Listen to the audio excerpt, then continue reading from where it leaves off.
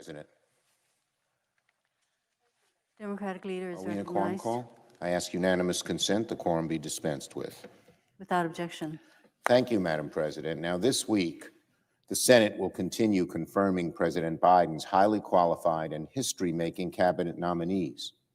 In a few hours, we'll hold a vote on Janet Yellen to serve as the next Secretary of the Treasury. Janet Yellen, of course, is no stranger to this chamber. She's been confirmed by the Senate no fewer than 4 times and was reported favorably to the floor by a unanimous vote of the Finance Committee on Friday. The bipartisan support for Ms. Yellen's multiple nominations reflects her breathtaking range of experience and just how well suited she is to manage the economic challenges of our time.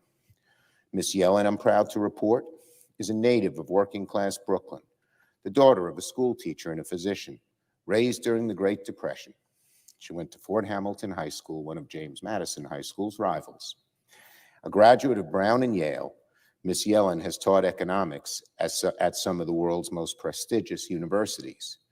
Of course, Janet Yellen is best known for her tenure as chair of the Federal Reserve, overseeing a period of falling unemployment and steady economic recovery from the global financial crisis.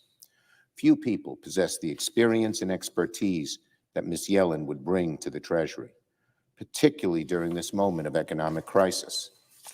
At the Treasury Department, there are long hallways on the 3rd floor where the portraits of all 77 Treasury secretaries hang, all of them men, all the way back to Alexander Hamilton, the first secretary. I am thrilled today to vote to confirm the first woman to ever hold the position of Treasury Secretary, and someday add her portrait to that hallway.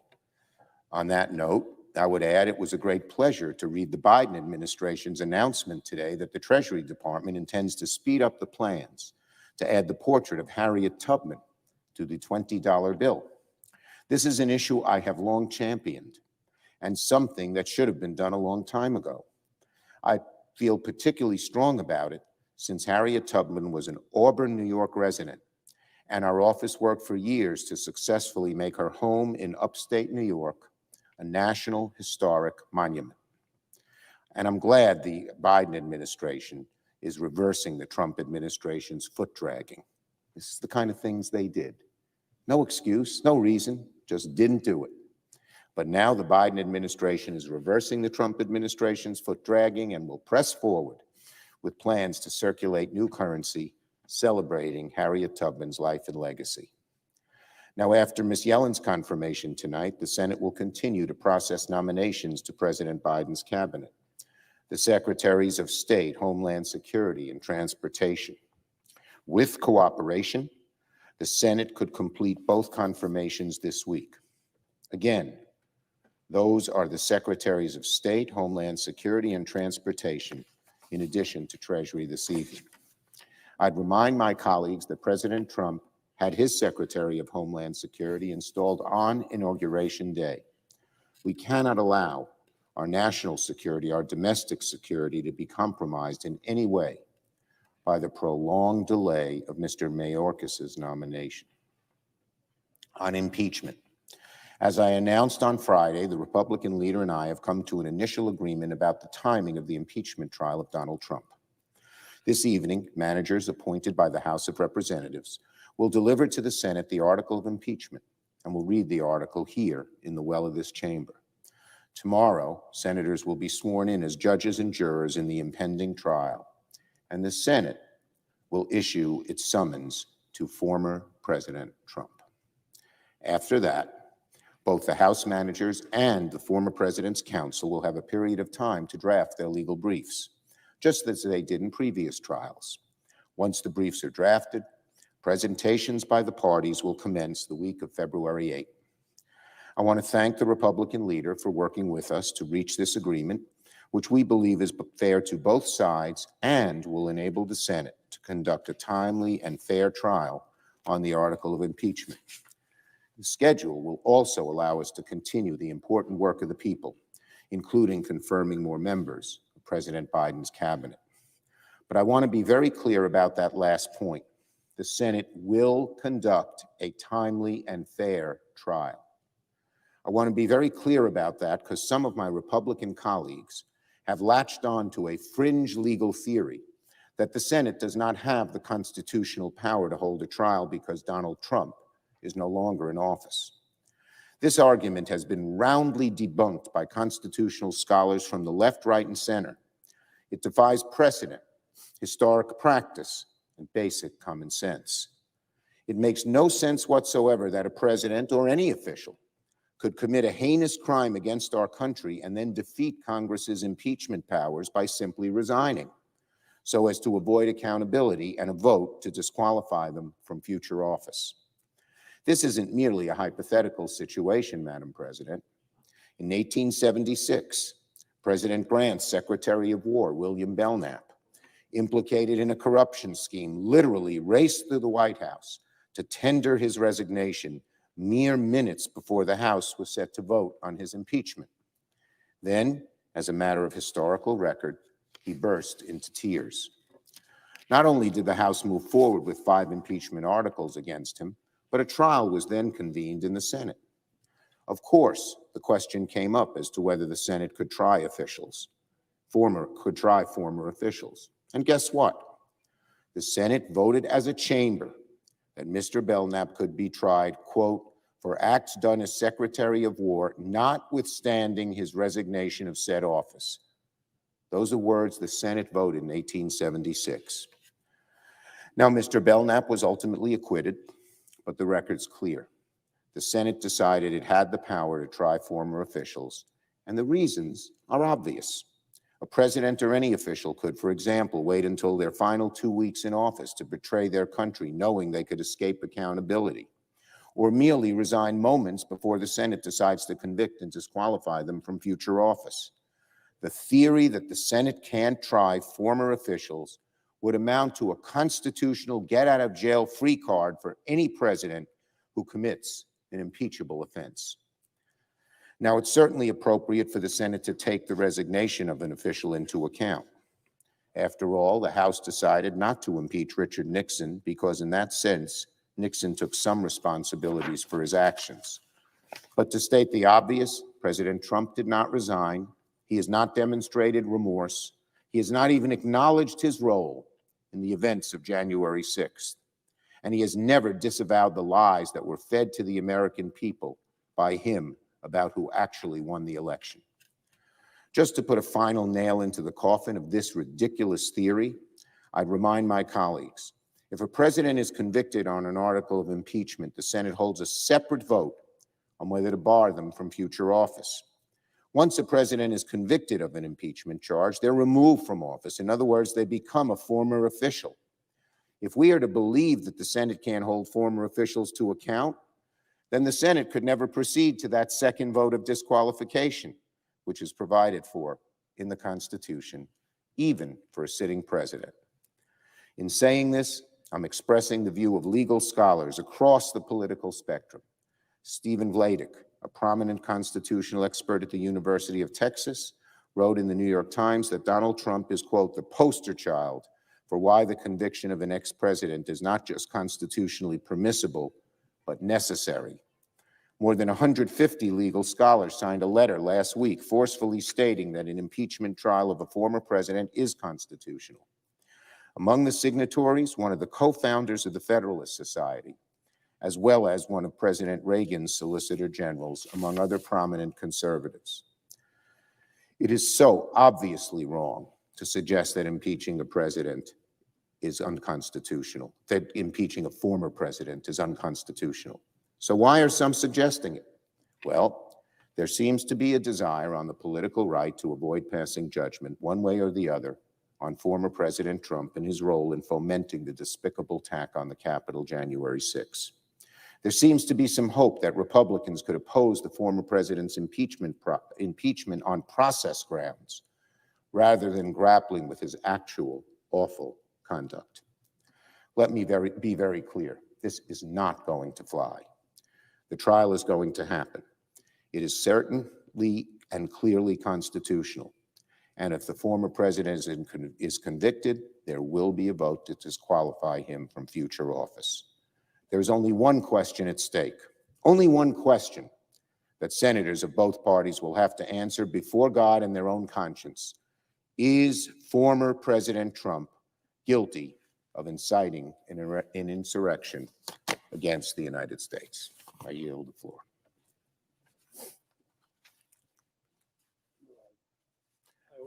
Note the absence of a quorum. The clerk will call the roll. Ms. Baldwin.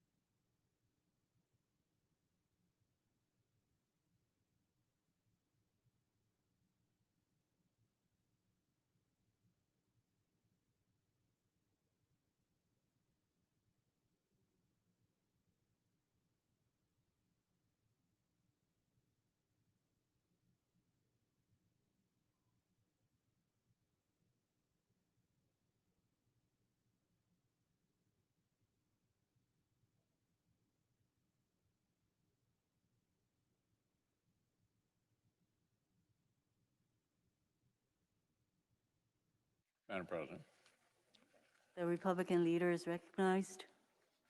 ask consent that further proceedings on the quorum call be dispensed with. Without objection. Madam President, our nation has spent nearly a year locked in this terrible battle with COVID-19. This virus that spread from China around the world has taken more than 400,000 American lives. It's effectively cost many children an entire school year. It made us slam the brakes on one of the best job markets in modern history and threw millions of families into financial chaos. But thanks to a lot of hard work in 2020, the dawn of 2021 has brought a turning point. The genius of science and the support of Operation Warp Speed produced vaccines in record time. And in December, after months of delay, Democrats finally let Congress move ahead with another major rescue package. The light at the end of the tunnel is getting closer, and both Republicans and Democrats want to continue working together to accelerate victory. Curiously, the president's candidate to run the Department of Health and Human Services is the famously partisan Attorney General of California. His recent experience in health policy seems largely limited to promoting abortion on demand and suing groups like the Little Sisters of the Poor, who dare to live out their religious convictions. In an interview just yesterday, Mr. Becerra compared the current state of vaccinations inherited by the Biden administration to an airplane in a nosedive, a disaster.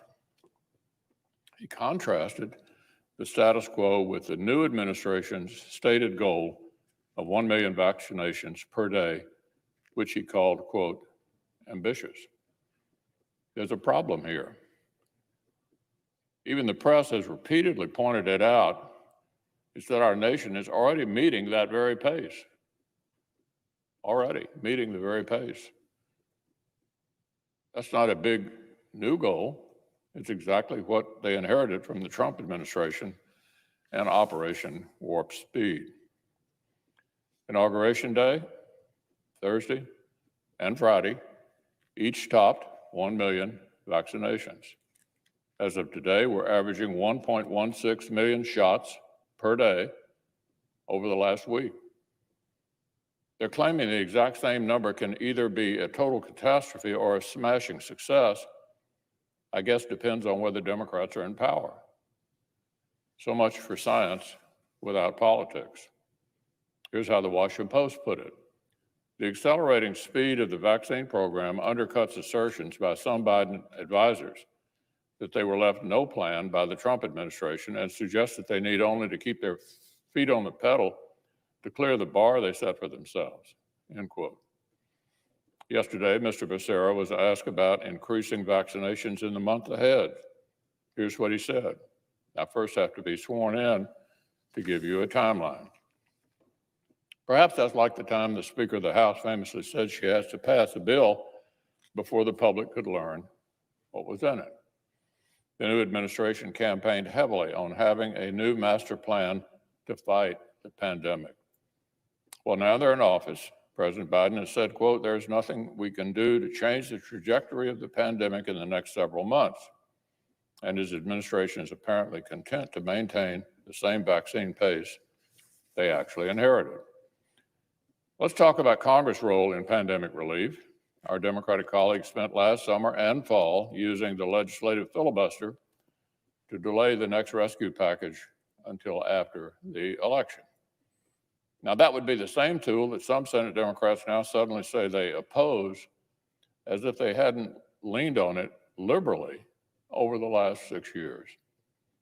But finally, last month, they let us act. We passed another package totaling nearly $900 billion in urgent relief. We provided more than $80 billion to help K through 12 schools, $280 billion for the Paycheck Protection Program, billions more for federal unemployment insurance, supplements, nutrition, and rental assistance, and direct cash aid, and massive new investments in purchasing and distributing vaccines. Some of that money has already gone out the door. Other portions are still unspent. A massive, historic, almost $1 trillion package that was passed into law just 5 weeks ago. Since last March, Washington, D.C. has spent an historic amount of money standing up one of the most enormous policy responses by any government to any emergency that the world has ever seen. Nobody thinks the support has been perfect, far from it, but it has been historic and strong.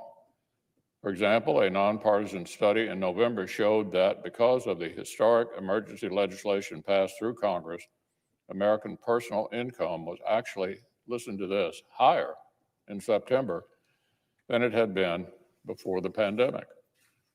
Last month, Larry Summers, President Clinton's Treasury Secretary and President Obama's NEC Director, confirmed that relative to our underlying economy, our multiple rescue packages have brought American household income all the way back to a level that equals or even exceeds what he'd expect if we weren't in a crisis. So to be clear, Madam President, nobody thinks our bipartisan work fighting this pandemic is completely finished. Nobody's arguing that. And we all understand that overall national statistics do not explain away the terrible struggles facing many families. But experts and economists from the left to the right agree. Any further action should be smart and targeted, not just an imprecise deluge of borrowed money It would direct huge sums toward those who don't need it. That's why the new administration's first draft of their sprawling proposal misses the mark, and press reports make clear this is not just a Republican view. Multiple Democratic senators agree that it's not the right path forward. So as the $900 billion package from 5 weeks ago continues to come online, and as remaining needs continue to come into focus, Republicans will be ready and eager to continue bipartisan discussions about smart steps forward for the American people. Bipartisan action helped our nation endure the last year. Bipartisan action helped us turn the corner, and it will be smart bipartisan actions that help us finish the fight. Now, on a related matter, this afternoon, the Senate will confirm Dr. Janet Yellen, the former chair of the Federal Reserve, to serve as President Biden's Secretary of the Treasury. Her speedy confirmation will contrast sharply with the way the Senate Democratic minority handled many of the last president's key cabinet nominations 4 years ago. Secretary Mnuchin had to sit through a stunt where Senate Democrats literally boycotted his committee hearing. He was not confirmed until mid-February. Dr. Yellen came out of committee on a unanimous vote and will be getting to work 5 days after the inauguration. That's even faster than Secretary Geithner's nomination in 2009 in the teeth of the financial crisis. This certainly isn't because Dr. Yellen or President Biden's economic policy views have unanimous support here in the Senate. I expect we'll have no shortage of spirited policy discussions with Dr. Yellen in the months ahead, especially if some Democrats keep trying to use this historic emergency as a pretext to push through permanent far-left policy changes. The 50 senators on our side have great confidence in our pro-job, pro-worker vision that helped build the greatest job market in living memory. But the simple fact is that when the American people elect a president, and when the president selects qualified and mainstream people for key posts, the whole nation deserves for them to be able to assemble their team. I'll be voting to confirm Dr. Yellen today. I look forward to working together on pro-growth policies that will help rebuild a thriving economy for American workers that was in place just 1 year ago.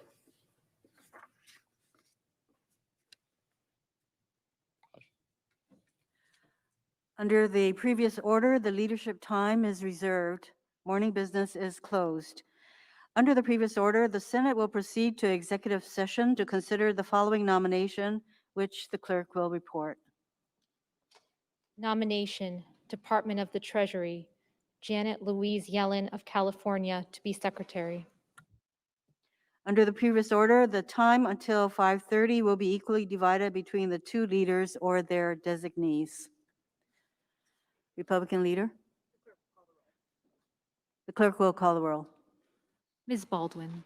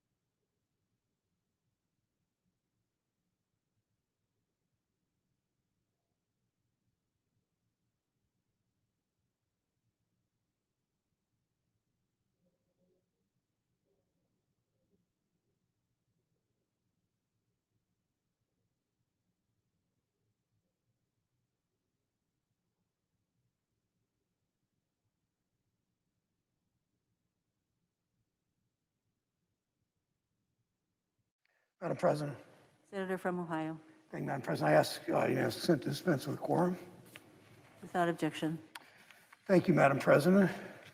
Good to see the senator from Hawaii as the presiding officer. I rise today to honor workers in this building, something that Senator Hirono does every day of her life in this job, to honor workers in this building who are too often overlooked, but whose work is essential to the functioning of our government, our Capitol custodial staff. In the days after the January 6th insurrection, when domestic terrorists stormed this building, we rightly honored Capitol Police Officer Eugene Goodman and many other Capitol Police officers who put their lives on the line to protect all of us, to protect our democratic process, essentially to protect our democracy. Last week, I joined a bipartisan group of colleagues in introducing legislation to award Officer Goodman the Congressional Gold Medal. He and others may well have saved our lives and protected our democracy. They did it without the support they needed from their leadership. They did it without the support from the Trump White House on down. But those officers aren't the only ones who deserve our honor and our gratitude. They are not the only ones who put their lives on the line serving our country on January 6th or over the past year during this pandemic. Every day, Capitol custodial staff do their jobs with skill and dedication and dignity. They show up for work during this pandemic, even when many in this building didn't take it seriously and put those workers' health at risk by not wearing masks.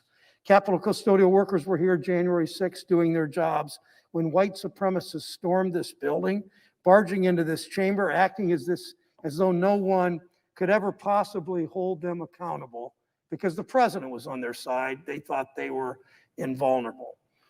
And when their rampage was over, it was largely the black and brown custodians who were left to restore dignity and respect to the Capitol. Their work allowed us to continue hours that night, certifying the electoral votes, securing our democracy, the election and our democracy. Many Americans were so moved to see those workers still doing their job. That's what service looks like. That's what love of country looks like. That's what the dignity of work is all about. Unfortunately, it tells you a whole lot about the problems that have been allowed to fester for too long in this country. White supremacists make a mess. Black workers clean it up. We have a lot of work to do to fix that, to ensure that hard work pays off for all workers in this country. We simply don't value and respect all work the way we should. I think of the words of Dr. King, who, as you know, died fighting for workers, sanitation workers in Memphis. He said, "If a man is called to be a street sweeper, he should sweep streets even as Michelangelo painted, or Beethoven composed music, or Shakespeare wrote poetry.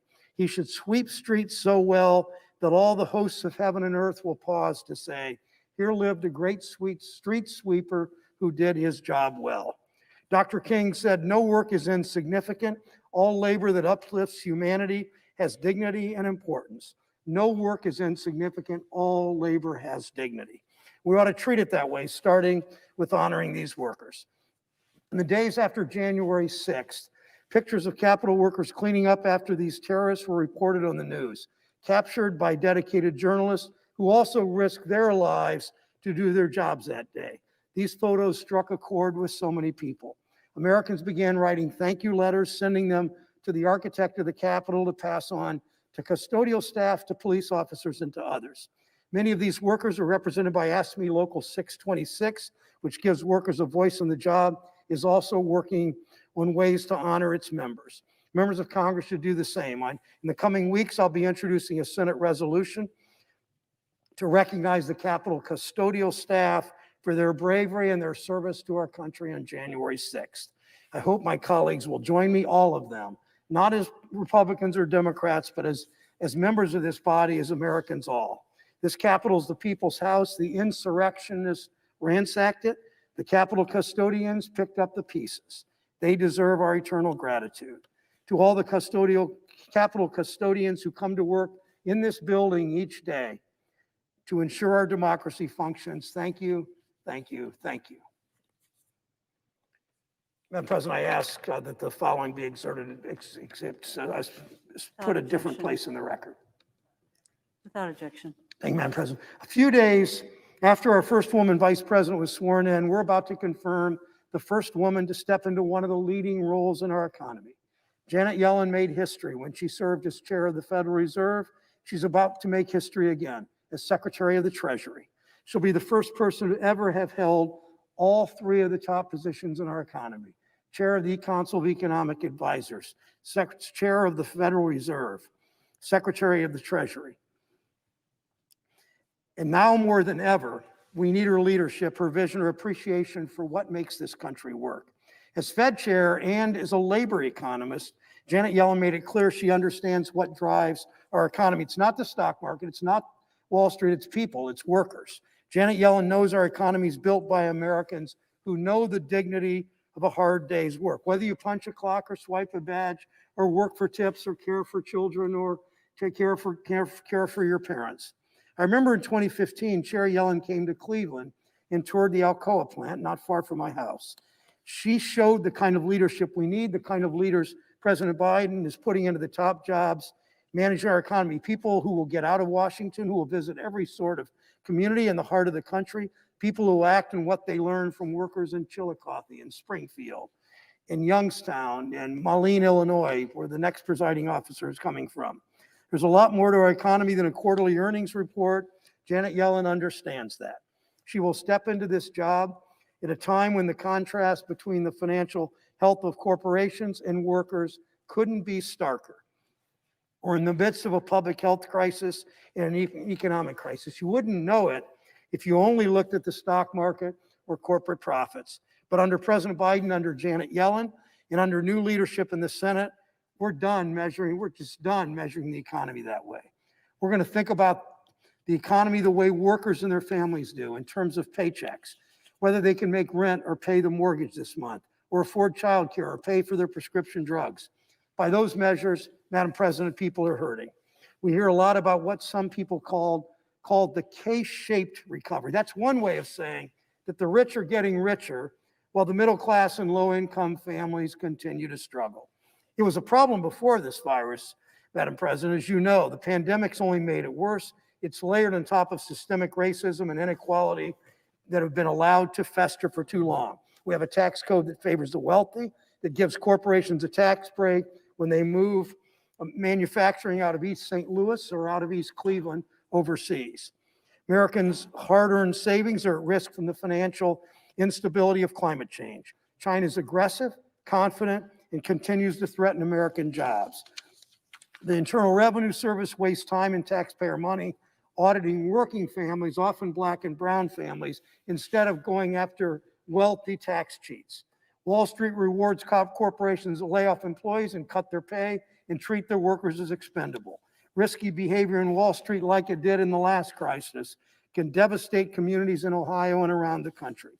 I have confidence that Janet Yellen understands these vast challenges, that she'll get to work immediately to take them on to create a better, more prosperous, more stable economy centered on the dignity of work. She knows we can build new, cleaner infrastructure that puts people to work at good paying union jobs. We can invest in the country, including the small towns and industrial cities of Southeast Ohio and Southern Illinois, and the Black and brown communities in our cities that too often get left behind. We can make it easier for people to afford housing and transportation and childcare. We can treat a tax code that rewards work instead of wealth, starting with the dramatic expansion of the child tax credit and the earned income tax credit. We can give people more power over their lives and their own money with options like monthly distribution of the child tax credit and no-fee bank accounts. That's the vision Janet Yellen and Joe Biden and Senate Democrats are committed to, one where the middle class is growing and everyone has the opportunity to join it. Janet Yellen has the experience, the talent, and the commitment to service to deliver results. She's the right person for these tumultuous times. She will rise to meet this moment to help our country build back better. I ask my colleagues to support Janet Yellen for Secretary of the Treasury. I note the absence of a quorum. The clerk will call the roll. Mr. Alexander, Ms. Baldwin,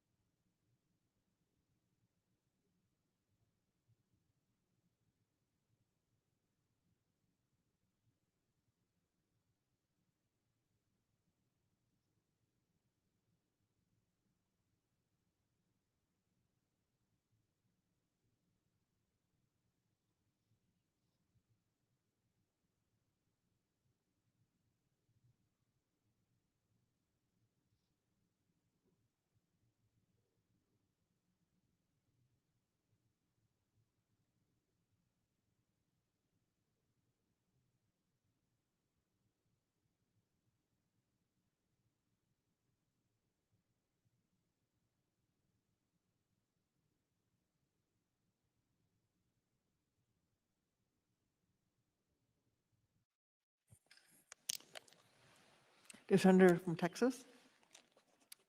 Madam President, I'd ask unanimous consent that the quorum call be dispensed with. Without objection. Madam President, last week, the country and the world watched as our nation carried out one of its most sacred traditions, the peaceful transfer of power, which is the hallmark of American democracy and has defined our country since its earliest days. Between the pandemic and heightened security concerns, this inauguration looked far different than those of former presidents. But the will of the people was carried out just as it has been following every presidential election throughout our nation's history. President Biden, in his inaugural address, stressed the importance of unifying our country. I agree, and I hope the president and our Democratic colleagues in Congress lead by example. Our first order of business has been to fill critical positions throughout the federal government, and the Senate's already confirmed both the Director of National Intelligence and the Secretary of Defense, both of whom I supported. This afternoon, we'll vote on the confirmation of Janet Yellen to be Treasury Secretary, who I intend to vote for as well. And there's a slate of other important positions that need to be filled in the coming days and weeks. I should note that voting to confirm a nominee under the words of the Constitution, providing advice and consent, is not a rubber stamp of the administration's policies. I know there'll be important issues that we will disagree on. But if elections mean anything, they mean that the prevailing party should not be kneecapped, as unfortunately our Democratic colleagues did in the previous administration when they tried to install a new cabinet and agency heads. But rather, I believe the tradition has been to accommodate one another when we can, so the administration can carry on and carry out their duties. This morning, I had a very good conversation with Judge Merrick Garland, who President Biden has nominated for Attorney General. Judge Garland's extensive legal experience makes him well-suited to lead the Department of Justice, and I appreciated his commitment to keep politics out of the Justice Department. That is my number one criterion for who should be the next head of the Department of Justice as Attorney General. And I think both sides should support a depoliticized Justice Department, and that's what I hope Judge Garland, once confirmed, will deliver. I look forward to talking to him more during the confirmation process, but unless I hear something new, I expect to support his nomination before the full Senate. It's in the best interest of the country to have qualified, Senate-confirmed individuals leading our federal departments and agencies. As we look beyond the confirmation process, there are many opportunities for Republicans and Democrats to work together in those places where we agree. And I know additional coronavirus relief, as it's needed, is high on President Biden's list. Approximately 1 million Americans are being vaccinated every day. And while the light at the end of the tunnel is getting bigger and brighter, we're still not in the clear. Congress has provided trillions of dollars in relief to strengthen our fight on both the health care and economic fronts, but we need to remain vigilant in the final critical phase of this battle. I don't support President Biden's pandemic relief proposal in its current form, but I do believe it's a starting point for bipartisan negotiations. I'll gladly support a reasonable, targeted bill as we determine precisely as we can where the needs truly are. We all agree we need to bolster vaccine manufacturing and distribution, that some Americans need additional financial support, and that Main Street businesses and their workforce are still struggling to survive this economic recession. I hope the administration will be willing to work with Congress to reach an agreement that receives broad bipartisan support, as each of the previous bills that we have passed has. During my time in the Senate, I've worked with folks across the aisle on our shared priorities, and I have no plans of changing that practice now. But make no mistake, I'll push back forcefully, respectfully, when the president and I disagree. One of the things I have learned, though, is that there is a difference between what some elected officials say and what they actually do. And rather than listen to what they say, I really prefer to watch what they do and see if those are consistent. Only hours after being sworn in and speaking of unifying the country, President Biden unilaterally canceled the permit for the Keystone XL pipeline. And that same day, the administration halted all new energy leasing and permitting on public lands and waters. Well, with these unfortunate actions, President Biden is killing thousands of well-paying U.S. jobs and kicking the U.S. energy industry while it's still struggling with the pandemic. I had hoped, I still hope, to work with President Biden on an all-of-the-above energy strategy that prioritizes our fossil fuels. We have 280 million cars on the road. People are going to still need gasoline for the foreseeable future, but also renewables and innovative technologies that help us harness our most prevalent and reliable energy sources. And one of the things that I think is exciting about some of the research that's being done is on carbon capture technology, which ought to be, again, something that we can all agree on as we transition to the next forms of energy. As we begin a new Congress and welcome a new president, I'm once again reminded of the words that were quoted from Ruth Bader Ginsburg, recently deceased, Justice of the United States Supreme Court. She didn't originate it, but she did make it popular when she said, "You can disagree without being disagreeable." Of course, democracy itself expects a competition of ideas, but not necessarily the mudslinging and name-calling that have become all too common. I hope we can return to the respectful battles in the days and months ahead and know that there's no better battleground for that to happen in than the Senate, where sometimes we live up to the billing as the world's greatest deliberative body. Feature that separates the Senate from the House or any other legislative body is free and full debate. 60 votes to cut off debate so you can then have a vote and pass a piece of legislation with 51 votes.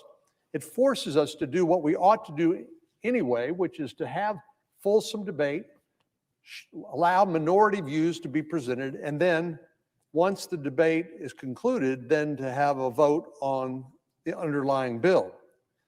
But fundamentally, the founders saw the Senate as a place that protected minority rights. And I've been here long enough to be in the majority and in the minority, and we know what goes around comes around in the United States Senate. It's as sure as day follows night. And that's why we're called a deliberative body. In the House, you have 435 members, and in order to pass a bill, all you need is a majority. Got the votes? Jam it through. But there has to be some place, somewhere, in a nation of 330 million souls where competing ideas can be seriously debated. And that's why our founders created the United States Senate. George Washington was famously said to have told Thomas Jefferson that the Senate was meant to be a saucer to cool House legislation like a saucer was used to cool hot tea. Well, if partisan bills are the hot tea, then the Senate cloture requirements are the saucer.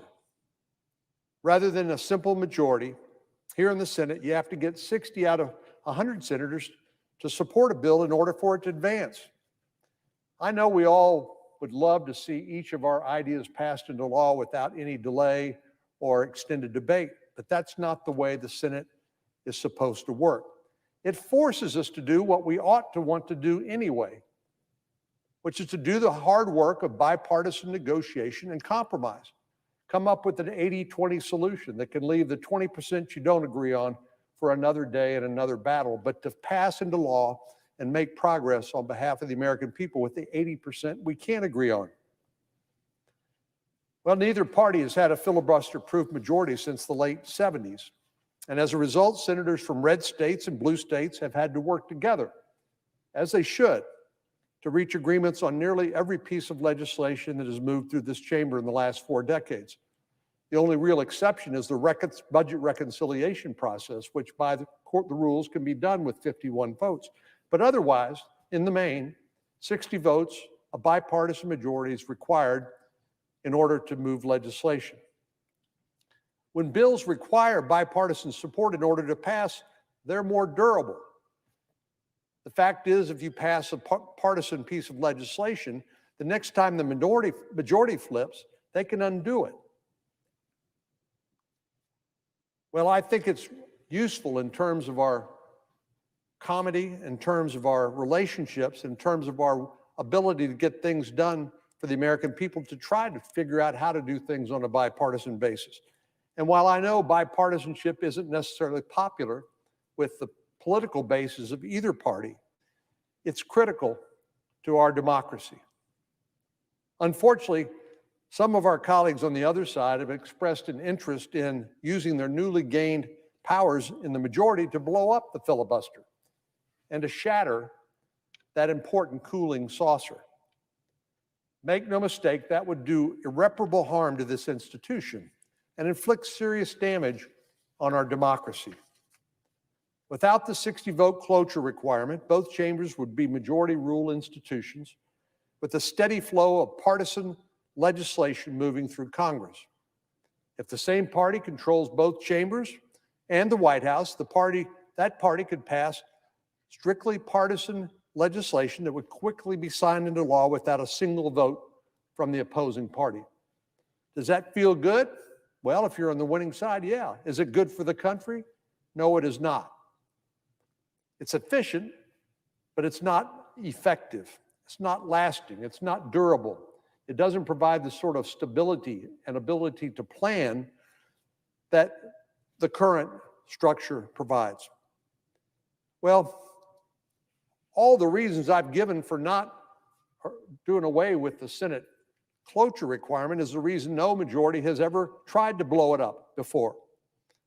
During the past 4 administrations, the Trump, Obama, Bush, and Clinton administration, there was a period of time when the president's party controlled both chambers of Congress. If you go further back in history, you'll find dozens of examples. But no Senate, until now, has ever been so short-sighted to get rid of the cloture requirement in the filibuster when it comes to legislation.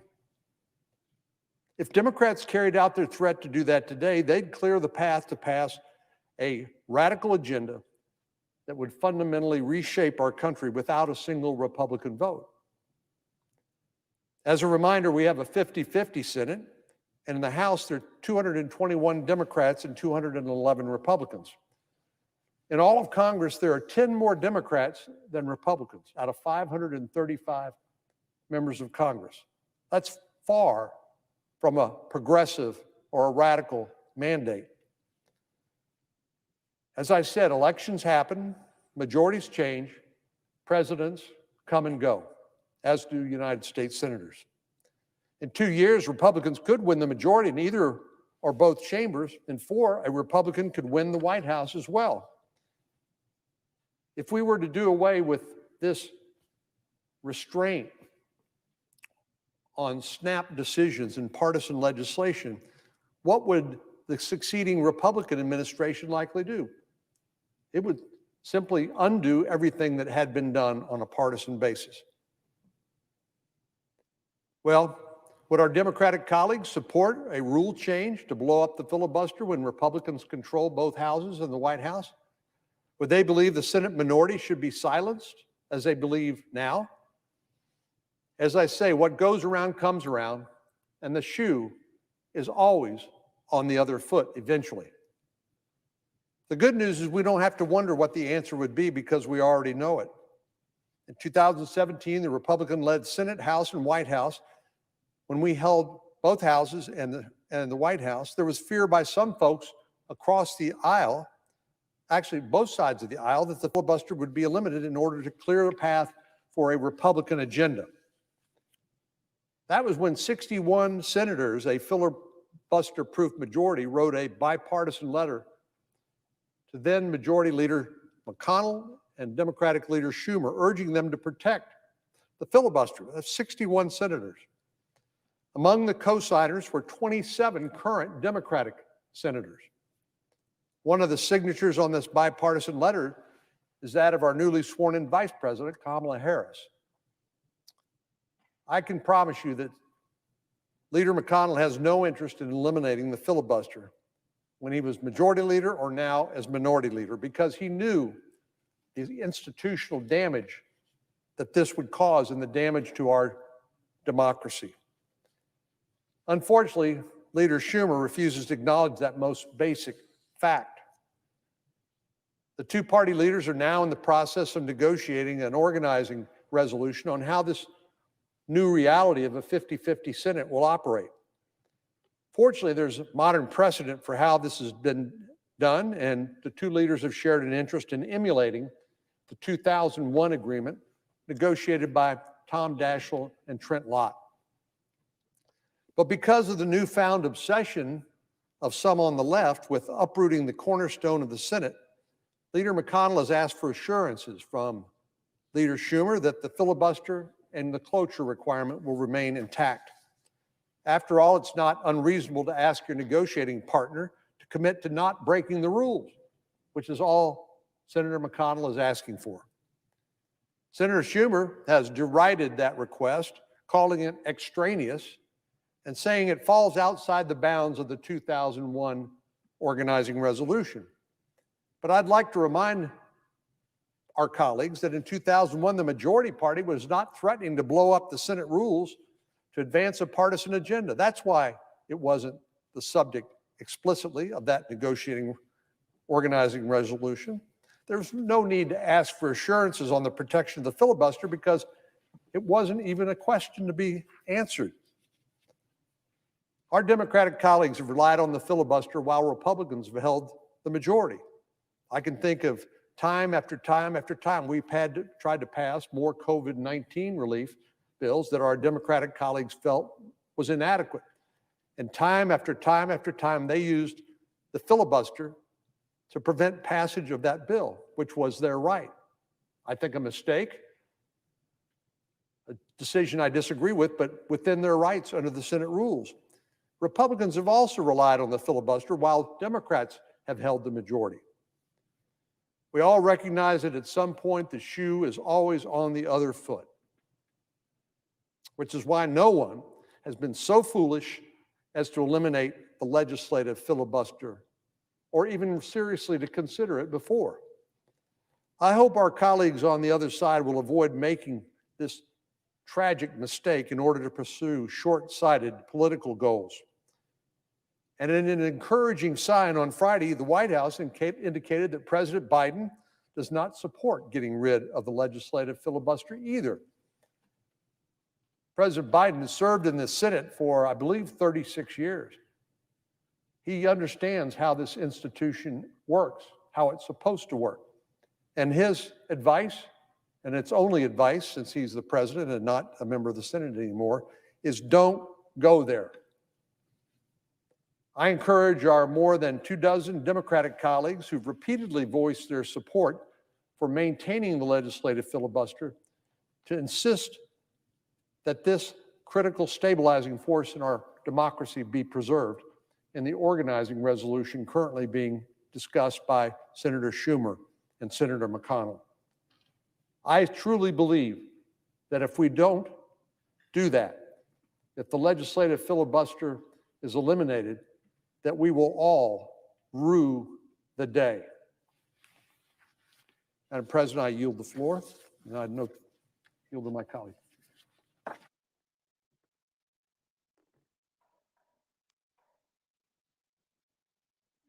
President. The senator from Tennessee. Thank you, Madam President. I tell you, I'm going to follow right along with the comments that my colleague from Texas has made, because in Tennessee, whether someone's a Republican or a Libertarian or an Independent or a Democrat, they have very high expectations of what this Congress is going to be able to accomplish.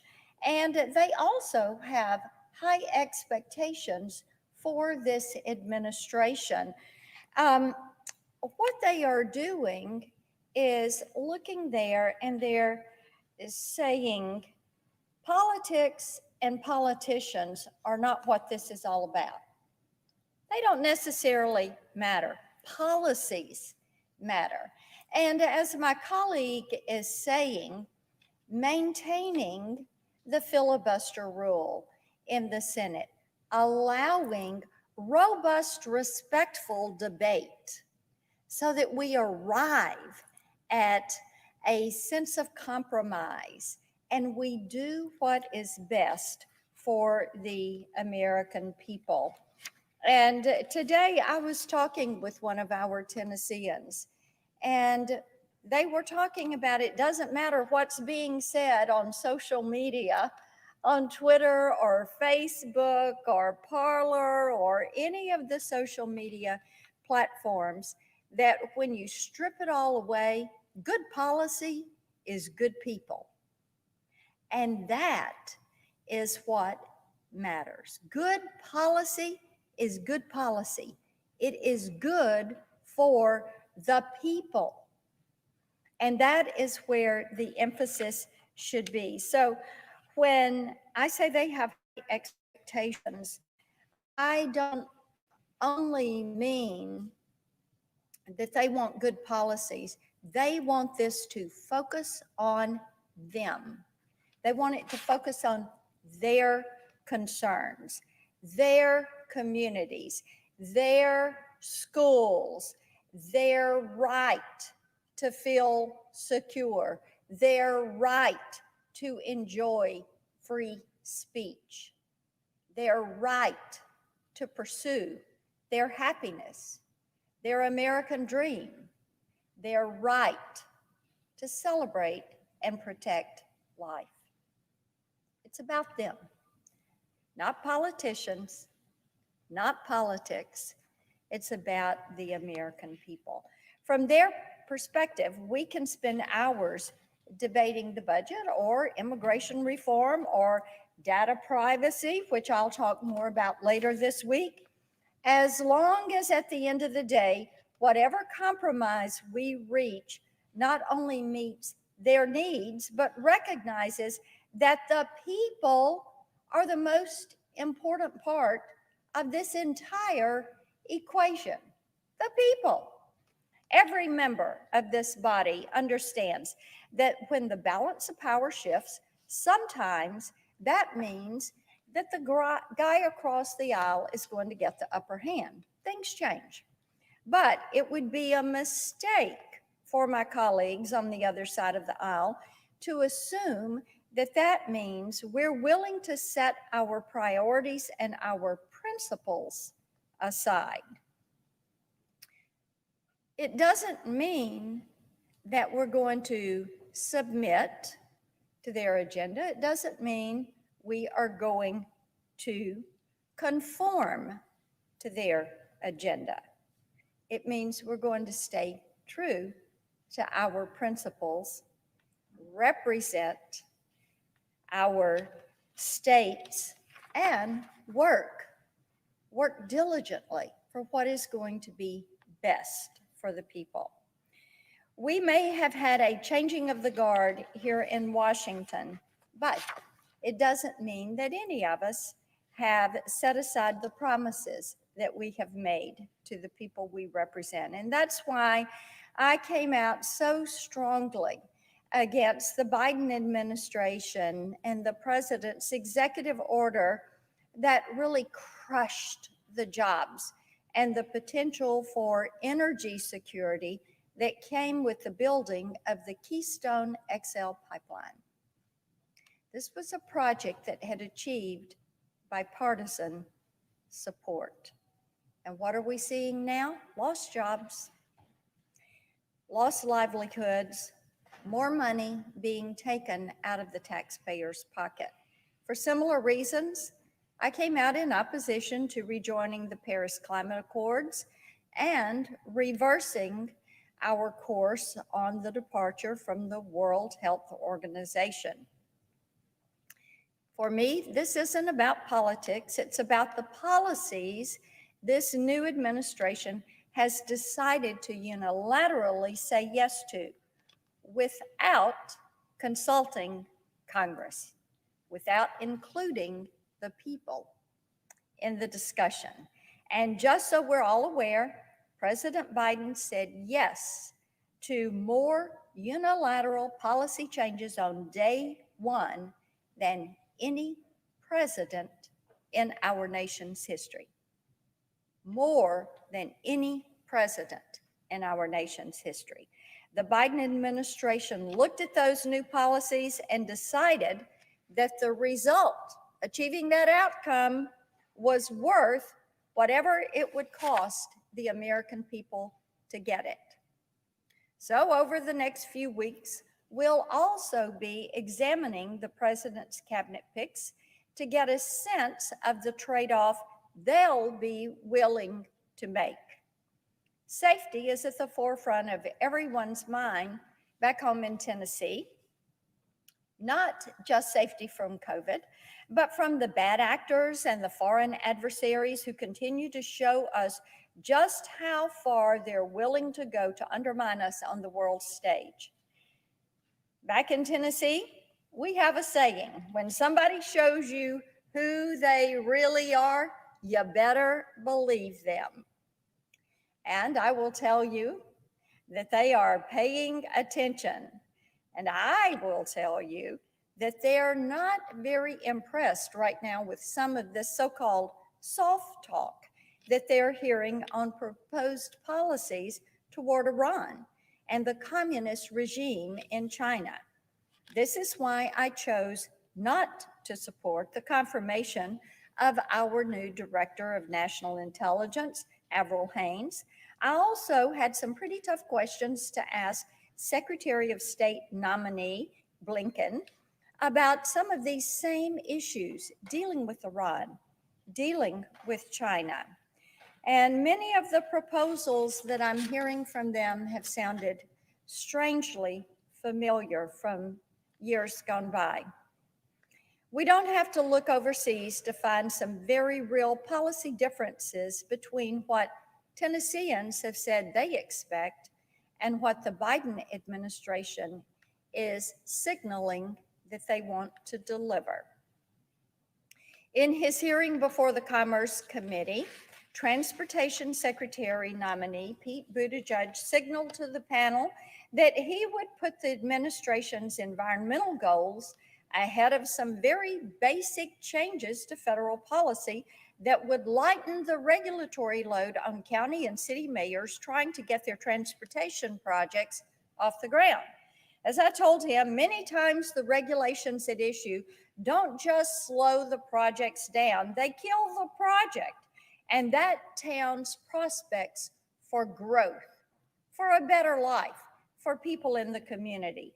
Hopefully, he's going to keep in mind what it means to these mayors the next time he's asked to consider the benefits of removing unnecessary red tape. These trade-offs many times are just too destructive to say yes to. And I would encourage all of my colleagues to look at the compromises the president is asking each and every one to make, not just in terms of what we stand to gain, but what is going to be the cost? What is the monetary cost? What is the cost of freedom?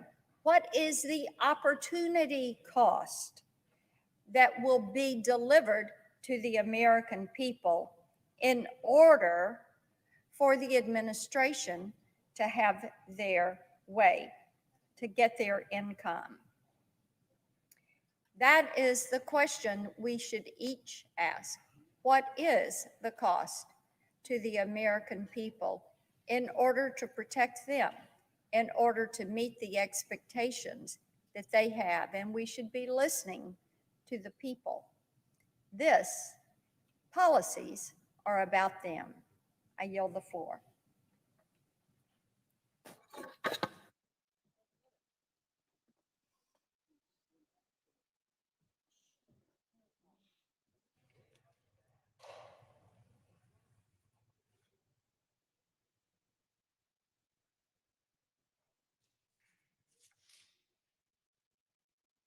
Madam President. Senator from Oregon.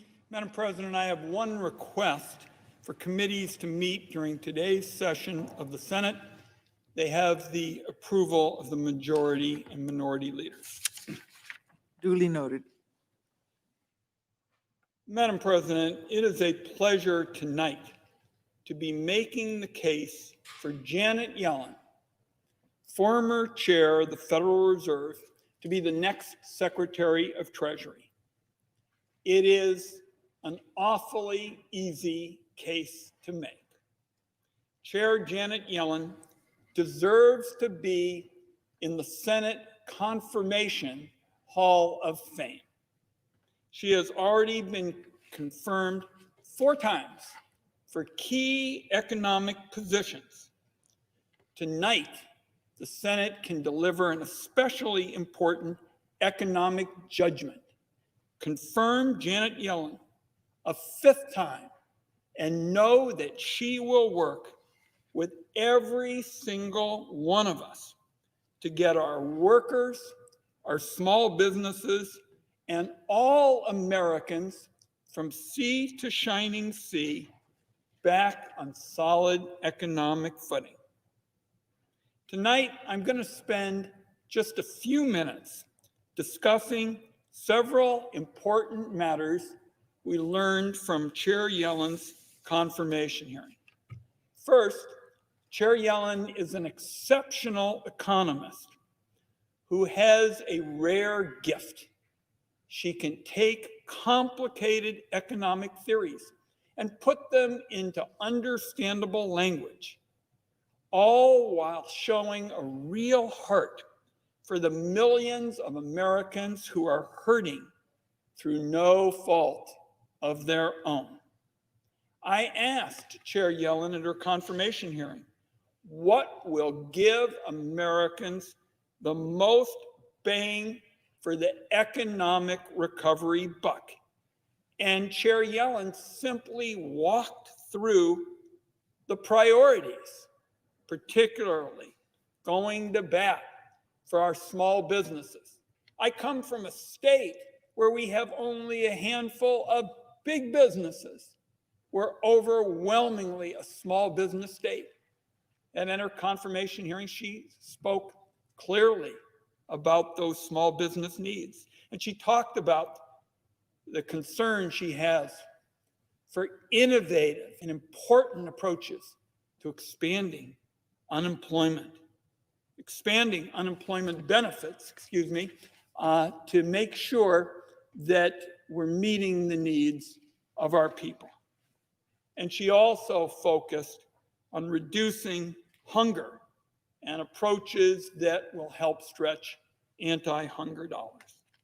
Second, Chair Yellen knows that it would be a big mistake for the Congress to go small on economic relief. She's acutely aware of what happened in 2009 when the government took its foot off the economic gas pedal too soon, and recovery was compromised as a result. And she also understands that emergency economic relief, like unemployment compensation, needs to last as long as the emergency. It cannot be tied to arbitrary expiration dates where potential political agendas come before human needs. There's a reason why the Finance Committee approved her nomination unanimously on Friday morning. And I touched on some of those factors, and I'm going to amplify a little bit. For example, nobody deserves more credit than Chair Yellen for the longest economic expansion in American history. It lasted until the pandemic hit. As Federal Reserve Chair, she led an important change to the status quo in economic policy. Previously, there had been too great a focus on inflation and deficits. Chair Yellen said, let's zero in more on unemployment, income, and inequality. and she believed that the economy could run a bit hotter. The record shows that the Yellen approach was right on. Unemployment went down, wages went up, and a lot of people were better off than they were before. That's exactly the kind of thinking America needs again, because confronting the COVID economy is hammering working families in particular. Again, another clear reason why Janet Yellen's the right pick to be the next Treasury Secretary. The most recent economic data shows that 1.4 million people nationwide had filed new claims for unemployment benefits in the last full week of the previous administration. So, it's not hard to figure out what that means. It's an economic catastrophe. It's more than twice the highest figure from any single week in the Great Recession. That means 1.4 million people, so many working families, are suddenly walking on an economic tightrope.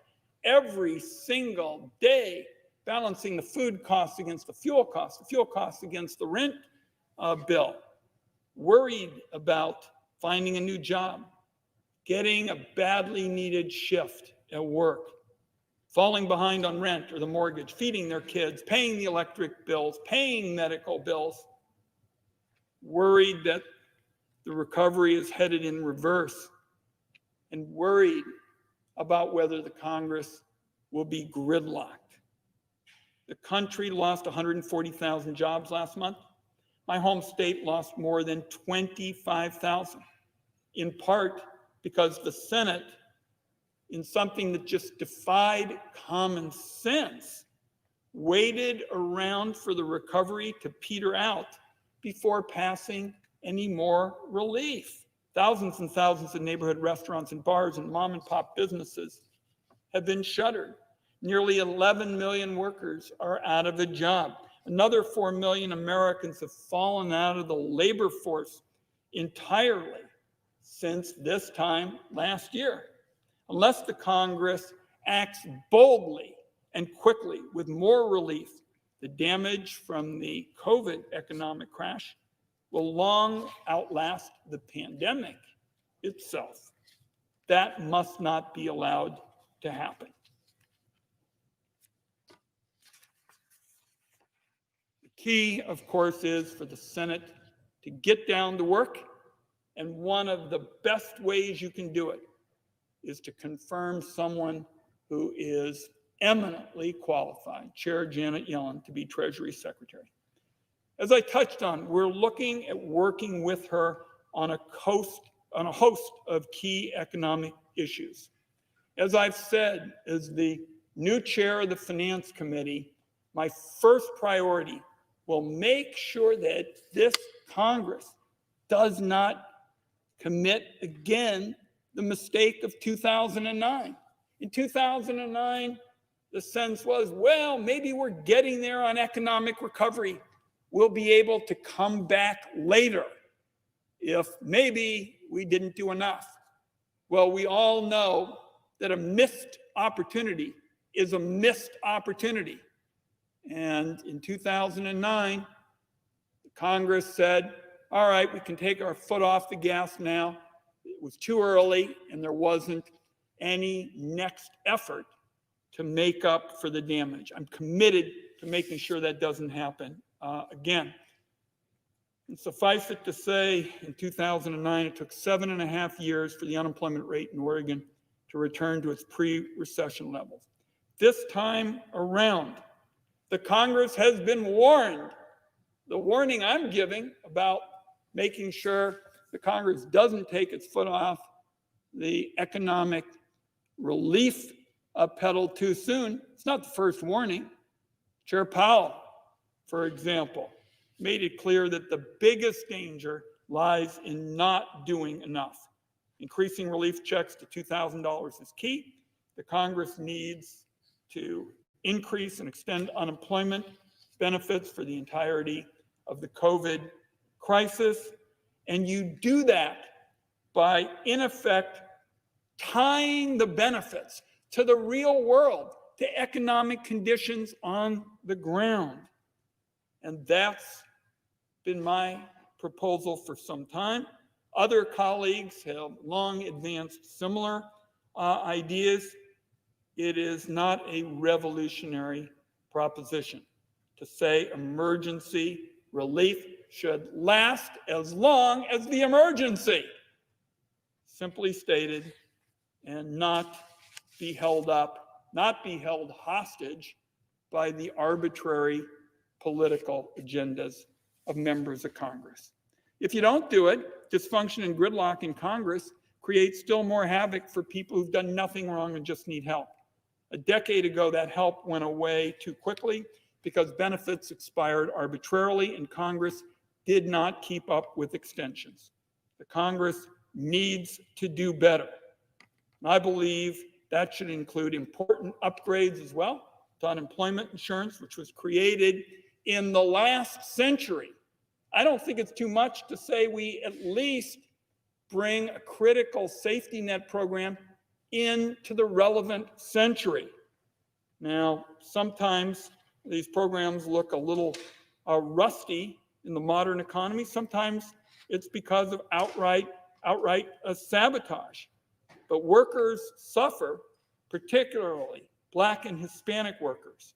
And so there are steps that need to be taken in addition to modernizing the benefits, increasing base benefits, bringing all workers into the system, and ensuring it can hold up in a crisis. Finally, Chair Yellen had some important comments on fixing America's broken tax code. And I will tell you, Madam President, I start with the proposition that a nurse who's treating COVID patients and paying taxes with every single paycheck should not face themselves in a disadvantaged position when compared to billionaires who, in effect, do no such thing and can postpone and postpone and postpone paying their taxes. Now, there's a lot of work we need to do to repair the 2017 bill. The previous administration actually increased the incentives for corporations to ship jobs overseas. I want to fix that mistake. I want to work with Secretary Yellen on energy policy because so much of it deals with the tax code. And suffice it to say, those are just some of the challenges that Chair Yellen will face when I believe she is confirmed tonight as Treasury Secretary.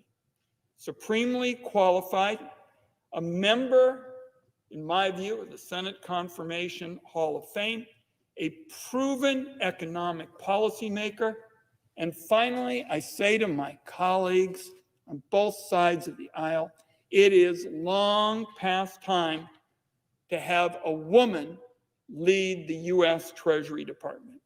Chair Yellen's got my full support as colleagues come for this vote, and it's a significant economic policy vote.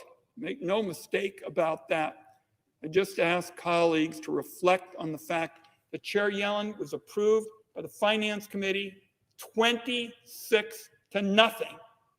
Sometimes I say about this place, I have questions whether you can get a simple decision like ordering a sandwich decided on a 26-0. She was approved unanimously because she gives public service a good name.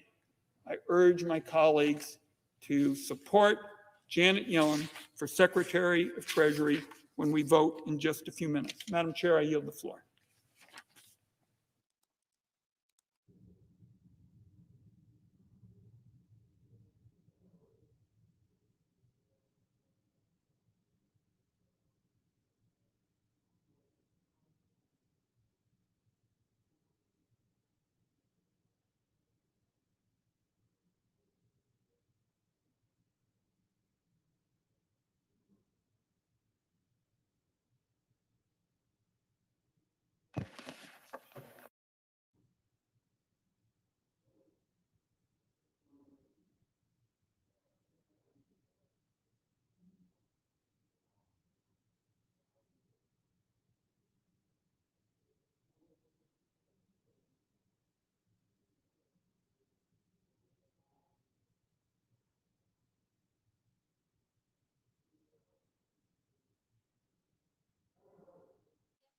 Senator from Kansas.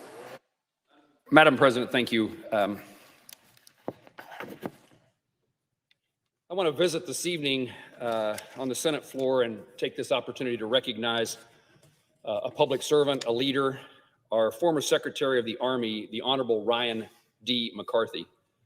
Secretary McCarthy led our nation's Army from September 30, 2019 to January 20, 2021.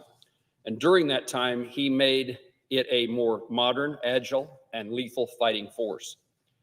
We have worked together on a number of projects for Kansans and those who serve or have served on our nation during his tenure as Secretary, Acting Secretary, and Undersecretary of the Army, and I've grown to consider him a good, solid friend.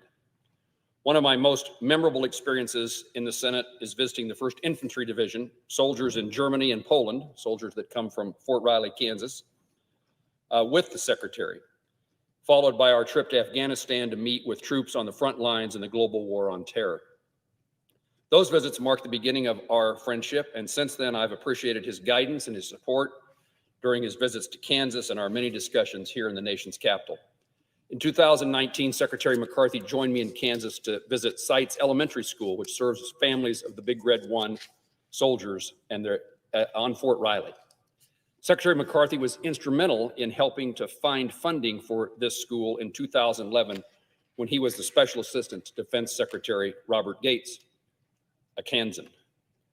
I was pleased he joined me in Kansas to visit the school and its students that he helped create in 2019. We also met with Fort Riley leadership and then traveled to Wichita to visit defense manufacturing and academic leaders to discuss the future of Army procurement.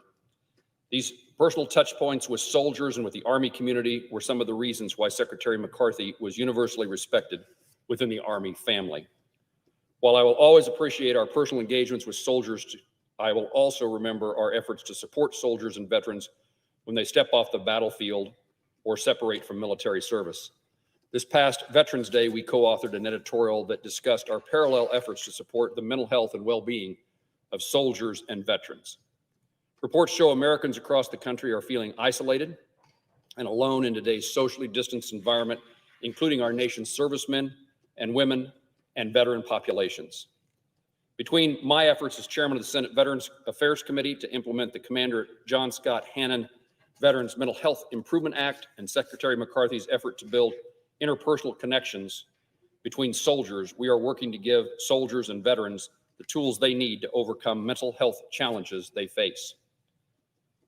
As Secretary McCarthy transitions out of the watchful eye of public life, I rise this evening to express my appreciation for his leadership, his character, and his moral compass. He never let politics or convenience influence his decisions, and that has significantly benefited soldiers, Army civilians, and veterans in Kansas and across the nation. As the chairman and now ranking member of the Senate Veterans Affairs Committee, I will always strive to help veterans find success after service. Secretary McCarthy, I have no doubt that you will find success and happiness after your dedicated service to our country. I wish you and your family, and I thank your family for their support of your public service, but I know that you and your family will find a quality life with purpose and meaning as you enter the next phase. Madam President, I yield the floor.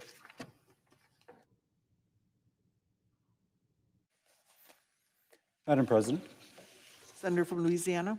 I ask unanimous consent to complete my remarks before the scheduled roll call vote. Without objection. Madam President, I rise today to recognize and thank 3 long-serving aides who have served my office, but more importantly, served our nation proudly, and they are now moving on to the next chapters of their life. First, Chris Gillott. Chris Gillott was my legislative director and for 8 years has been my right-hand person on policy. He never failed to take the ideas we discussed together and craft the actual policy needed to make a meaningful difference in the lives of folks in Louisiana and the lives of all Americans. He was a master at navigating the partisan divide to find areas of consensus upon which we could build to advance real solutions.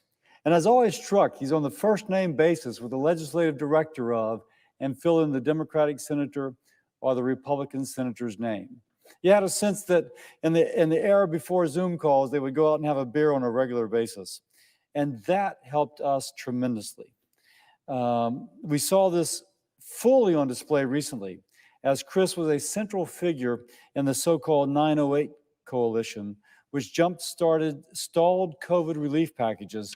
And it wasn't just the relationships between the senators, but again, as I spoke, between the different legislative directors from both parties, all offices. His efforts have been central to passing legislation to ban surprise medical billing, a more than 2-year effort that will have a direct and positive impact on the pocketbooks of American families. He was crucial in our effort to make healthcare more affordable, pass generational tax reform. For every major legislative pursuit, I could rely upon Chris. But many in Louisiana may not know that he's also been a central figure engaged in some of the most pressing issues affecting our state, including offshore energy production, revenue sharing, energy regulation, permitting, the National Flood Insurance Program, and public works related to flood protection. All important to the well-being of our state, the folks who live there, as well as our entire country, and all these were regularly under assault. Chris was a fearless advocate for energy production and for the jobs that energy production creates to not only help meet America's energy needs, but to meet the individual families' financial needs. He has been on the front lines to prevent changes to revenue sharing that would gut the money used in my state for hurricane protection, flood mitigation, and coastal environmental renewal. He has defended the National Flood Insurance Program to ensure that this critical lifeline remains accessible to people across the country and importantly to those in Louisiana. Thank you, Chris, for all that you've done for me and for those of Louisiana. The next person I will speak of is Allison Kapsner-Solly. Allison is a Minnesotan. She said she grew up on the upper end of the Mississippi, but she found a home in the lower end of the Mississippi, or at least the office that represented Louisiana. She joined my staff at the beginning of my first Senate term as a scheduler, but through sheer excellence became Deputy Chief of Staff and a close confidant. Trust is so important. I learned I could always trust Allie's judgment and her ability to accomplish anything. She is irreplaceable. She's had an impact on this office, ensuring that we better serve Louisiana, but that impact has meant that we will better serve Louisiana even after her departure. Well, examples. For any office to succeed, it needs to run efficiently and effectively. I knew this, that we had to have systems. Allie figured out the systems. She implemented them across all the offices here in DC and Louisiana. She kept things running smoothly. And she has a skill of identifying an individual's strength and helping that individual leverage those strengths into results that contributed to the whole, but also to the future of the individual. I'm about to say this about Allie, but I could say it of Chris and also of David, whom I'm about to speak of. Mark chapter 10, verses 42 through 45, Jesus speaks about servant leadership. In there is the quote, "The greatest among you shall be your servants." Allie is someone who served others and helped others serve as well. Whether it be our staff, our mission, our constituents, the state of Louisiana, or the United States of America, she served creatively and tirelessly.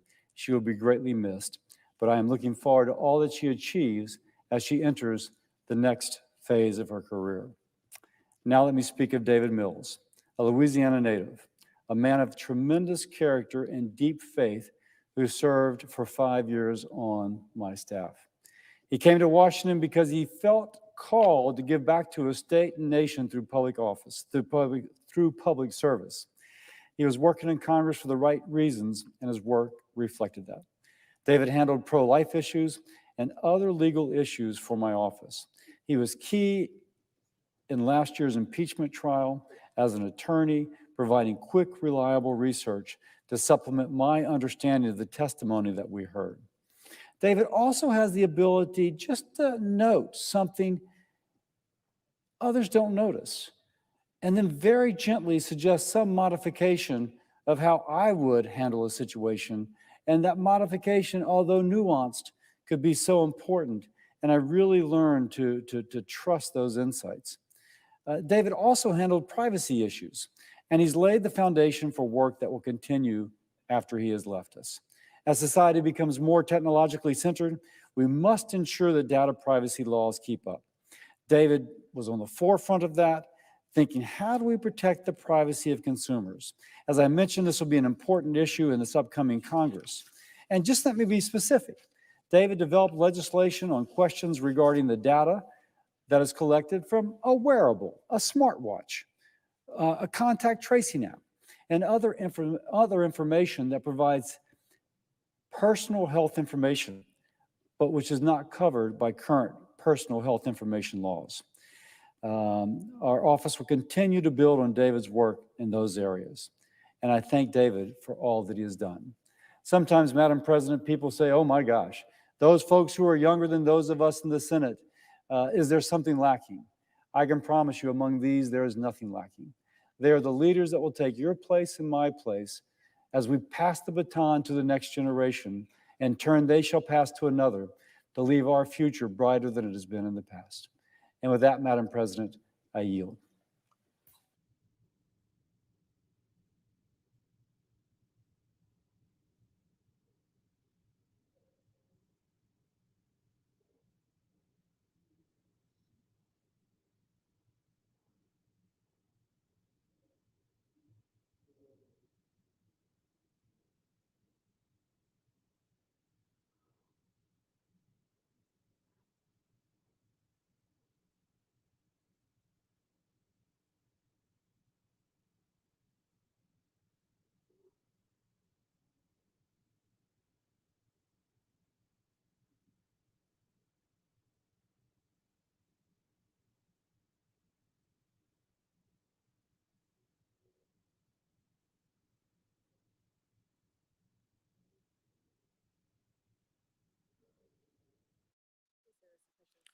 Is there a sufficient second? There appears to be. Question is on the nomination. The yeas and nays are ordered. Clerk will call the roll. Ms. Baldwin, Mr. Barrasso,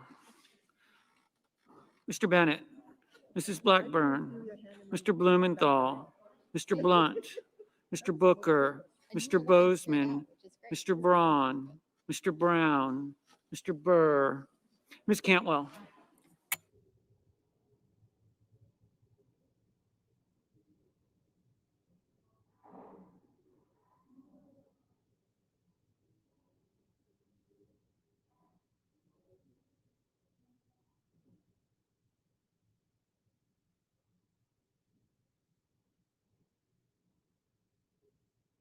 Mrs. Capito.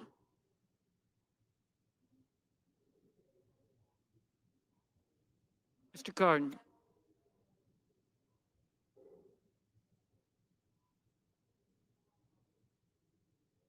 Mr. Carper. Mr. Casey.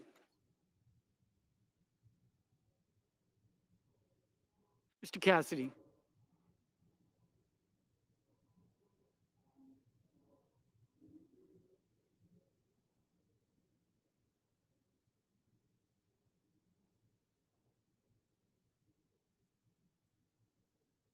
Mr. Cassidy. Ms. Collins. Mr. Coons. Mr. Cornyn. Ms. Cortez Masto.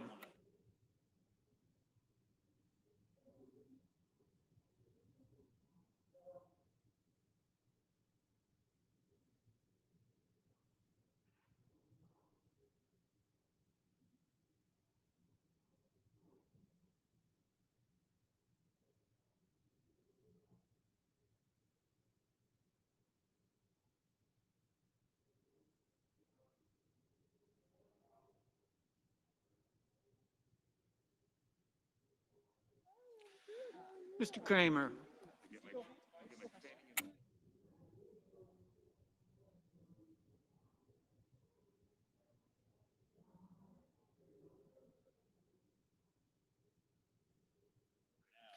Mr. Crapo, Mr. Cruz,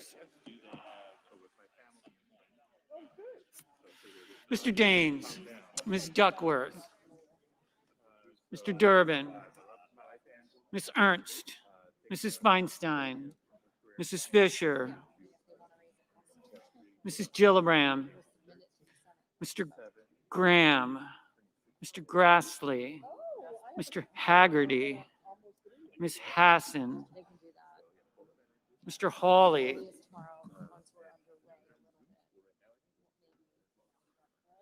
Mr. Heinrich,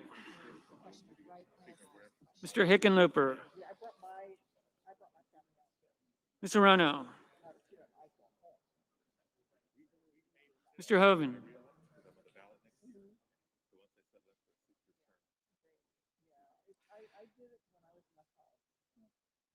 Mrs. Hyde-Smith, Mr. Inhofe, Mr. Johnson, Mr. Kane, Mr. Kelly,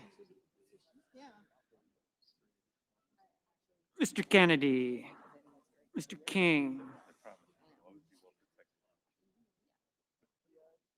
Ms. Klobuchar, Mr. Langford,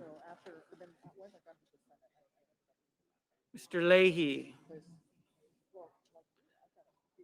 Mr. Lee,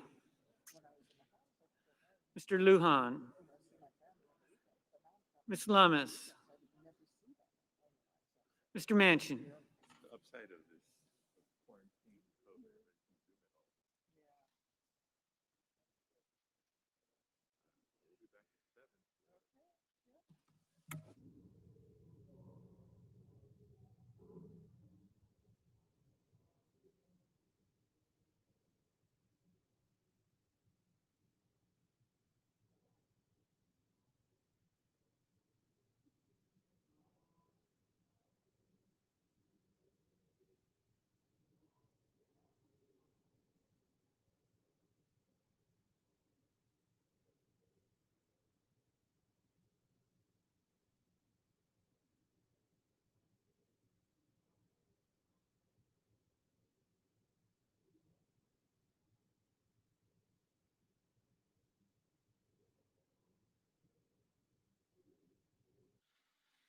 Mr. Manchin, Mr. Markey, Mr. Marshall, Mr. McConnell, Mr. Menendez, Mr. Merkley, Mr. Moran, Ms. Markowski, Mr. Murphy, Mrs. Murray, Mr. Ossoff, Mr. Padilla, Mr. Paul, Mr. Peters, Mr. Portman, Mr. Reed, Mr. Risch, Mr. Romney,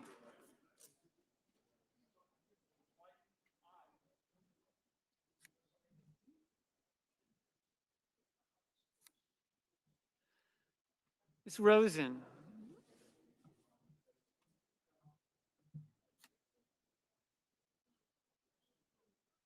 Mr. Rounds, Mr. Rubio,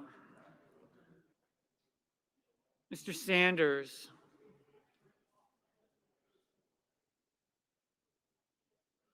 Mr. Sass,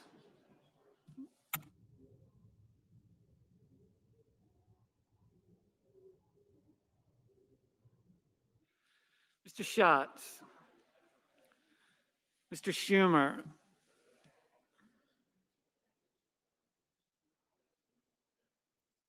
Mr. Scott of Florida,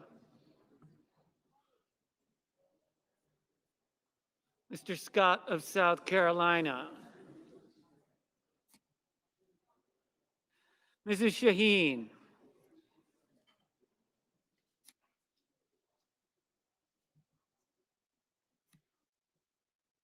Mr. Shelby, Ms. Sinema, Ms. Smith, Ms. Stabenow, Mr. Sullivan, Mr. Tester, Mr. Thune, Mr. Tillis, Mr. Toomey,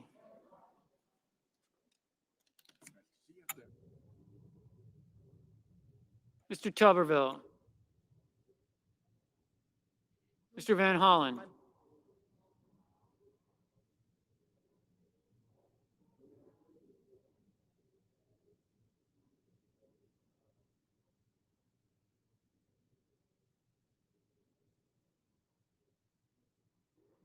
Mr. Warner, Mr. Warnock,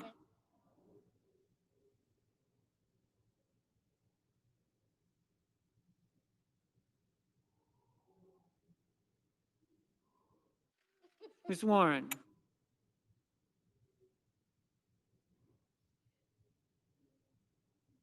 Mr. Whitehouse, Mr. Wicker,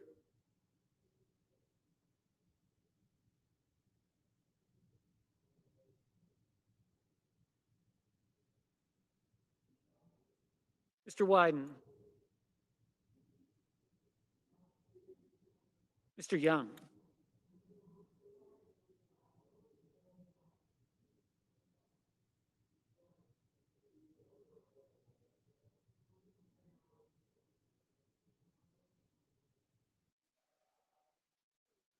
Senators voting in the affirmative: Cantwell, Cardin, Cassidy, Crapo, Duckworth, Feinstein, Hyde-Smith, Inhofe, Johnson, Kane, Kelly, Leahy, Menendez, Merkley, Moran, Padilla, Peters, Rosen, Schatz, Whitehouse, Wyden. Senators voting in the negative: Cotton, Hawley.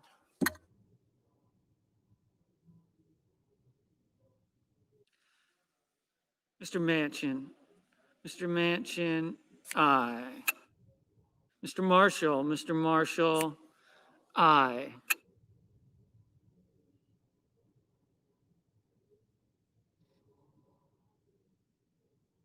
Mrs. Gillibrand, aye.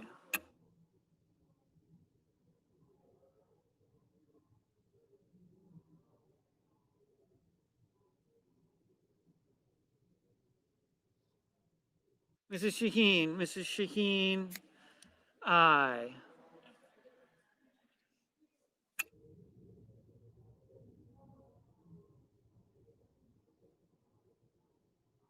Ms. Lummis, aye.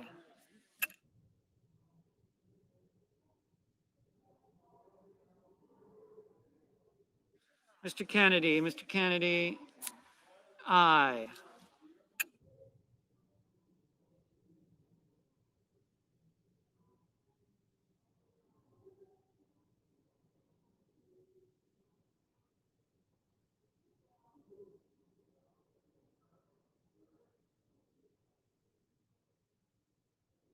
Mr. Brown, aye.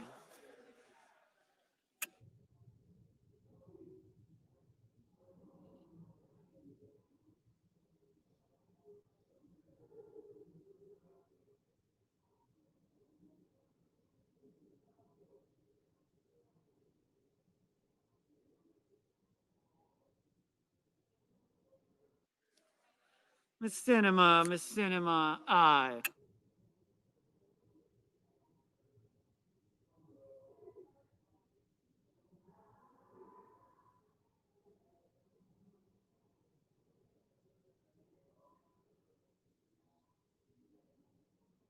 Mr. Bennett, aye.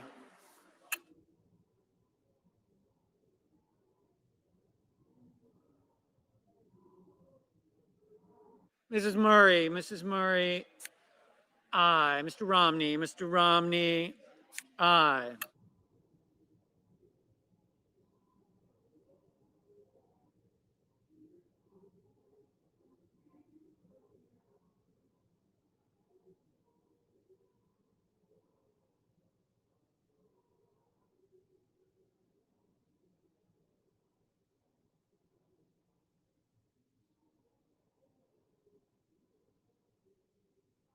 Ms. Stabenow, aye.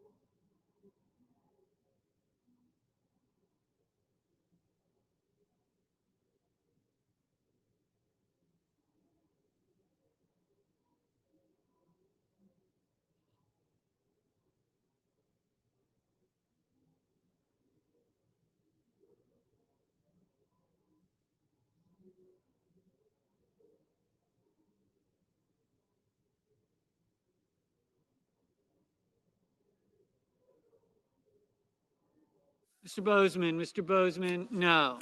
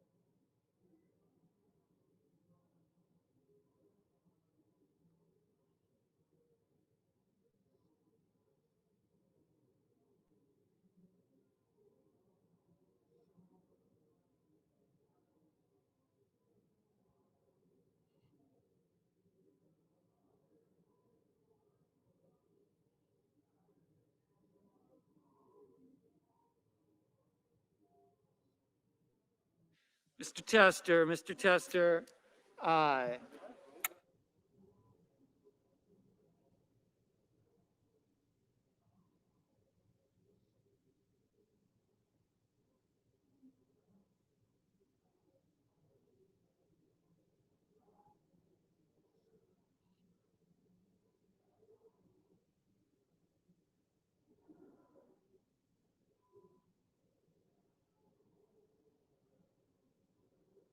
Mr. Carper, aye.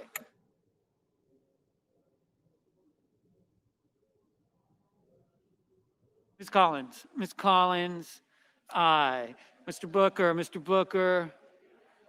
aye. Mr. Warner, aye. Ms. Hassan, aye. Mr. Blumenthal, aye.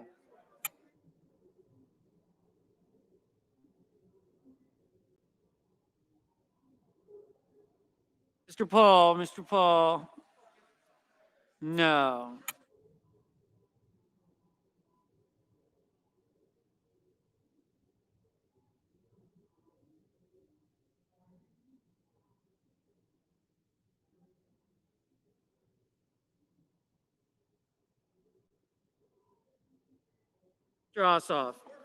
Mr. Ossoff, aye.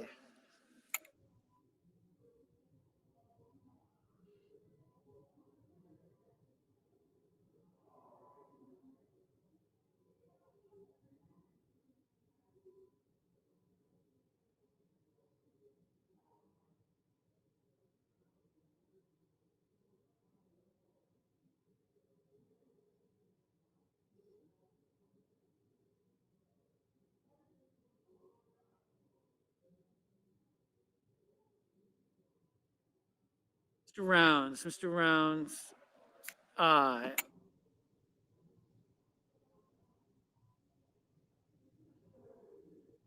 Mr. Graham, aye.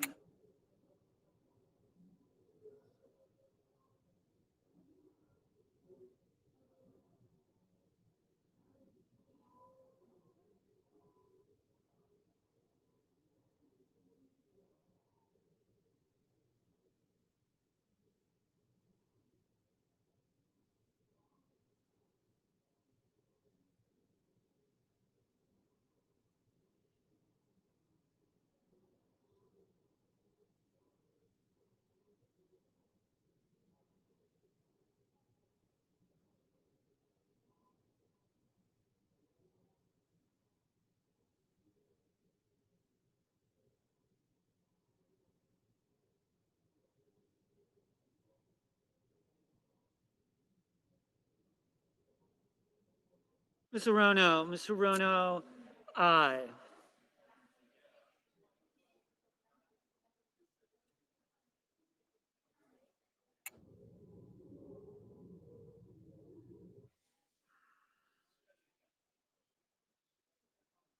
Mr. Sanders, aye.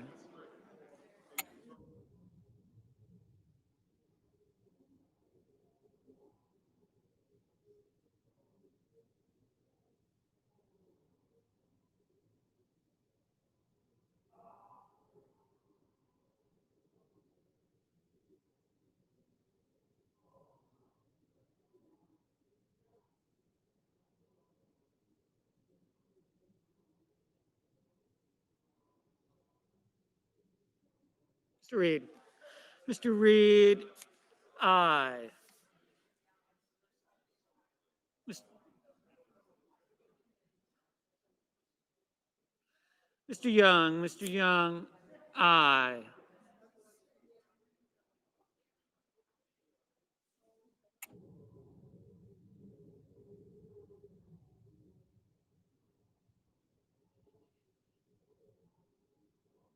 Mr. Hoven, no. Mr. Burr, aye.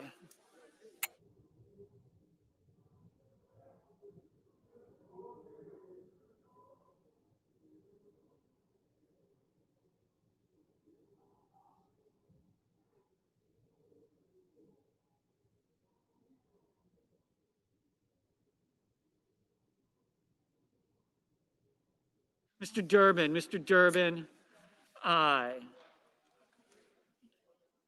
Mr. Van Hollen, aye. Mr. Langford, aye.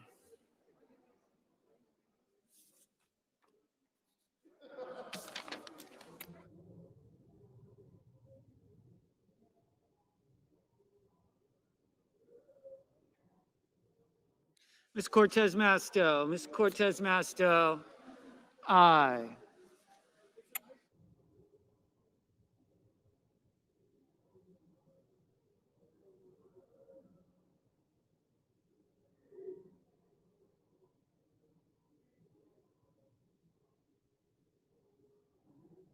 Mr. Lujan, aye. Ms. Markowski, aye.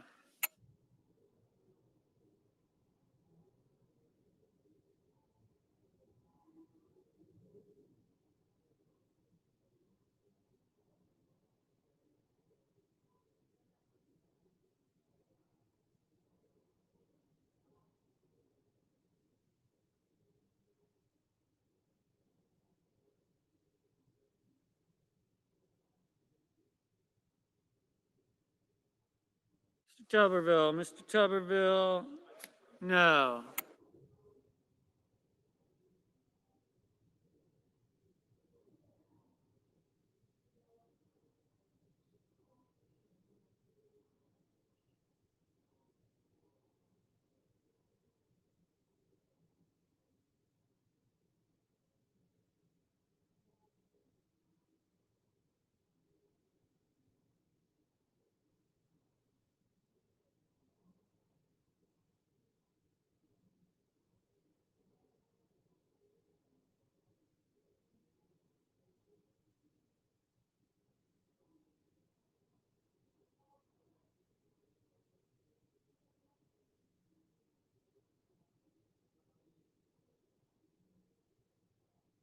Casey. Mr. Casey. Aye.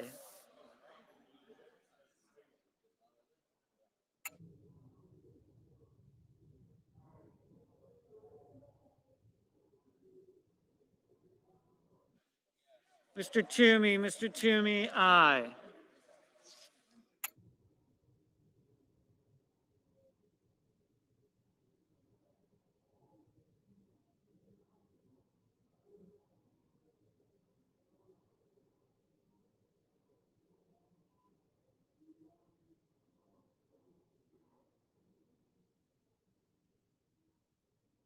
Mr. Murphy. Mr. Murphy. Aye.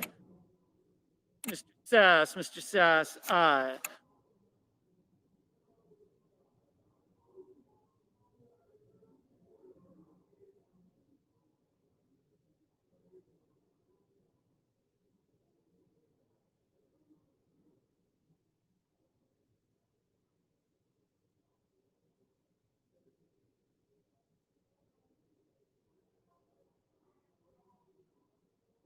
Mr. King. Mr. King. Aye.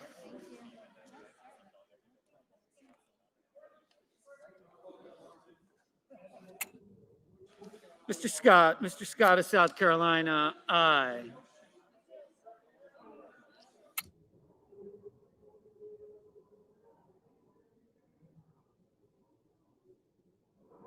Mr. Daines. Mr. Daines. Aye. Mr. Risch. Mr. Risch. No. Mr. Shelby. Mr. Shelby. No.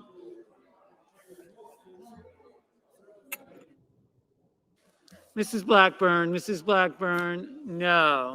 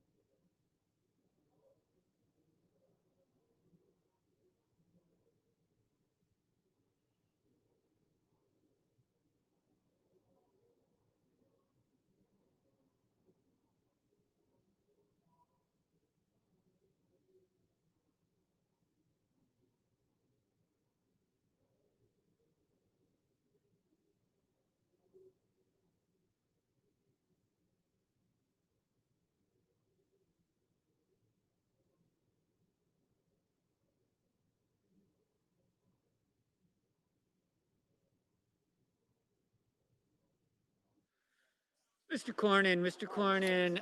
Aye. Mr. Warnock. Mr. Warnock. Aye. Mr. Markey. Mr. Markey. Aye. Ms. Smith. Ms. Smith. Aye.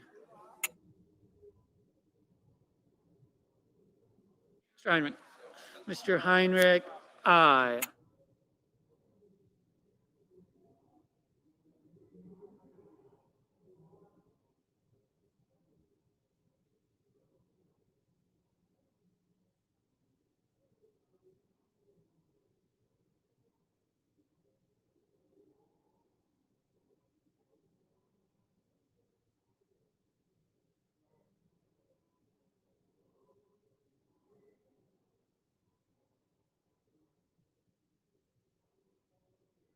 Mr. Blunt. Mr. Blunt.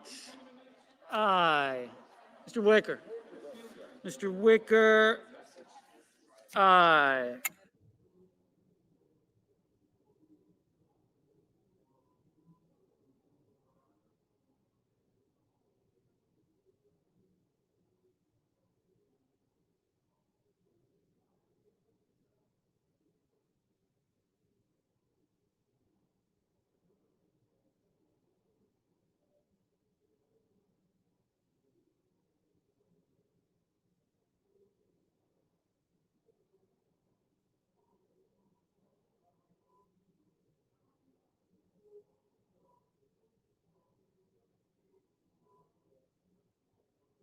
Mr. Grassley. Mr. Grassley. Aye. Mr. Hickenlooper. Mr. Hickenlooper. Aye.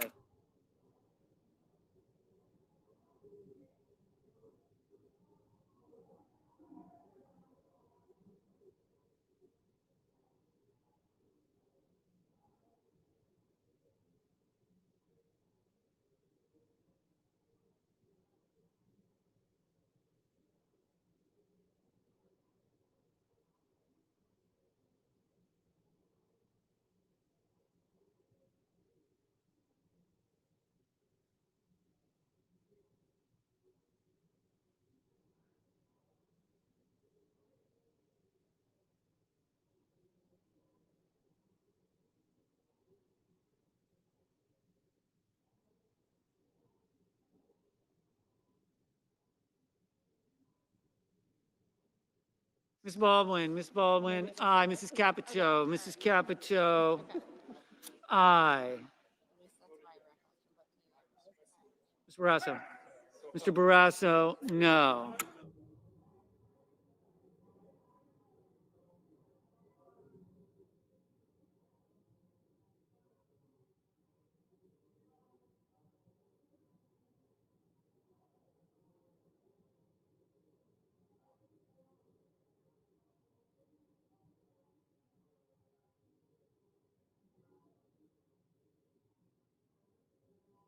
Mr. Lee, Mr. Lee, no.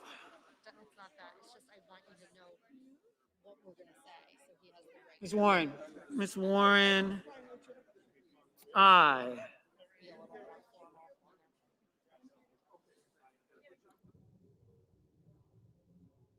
Mrs. Fisher, Mrs. Fisher, aye. Mr. Coons, aye.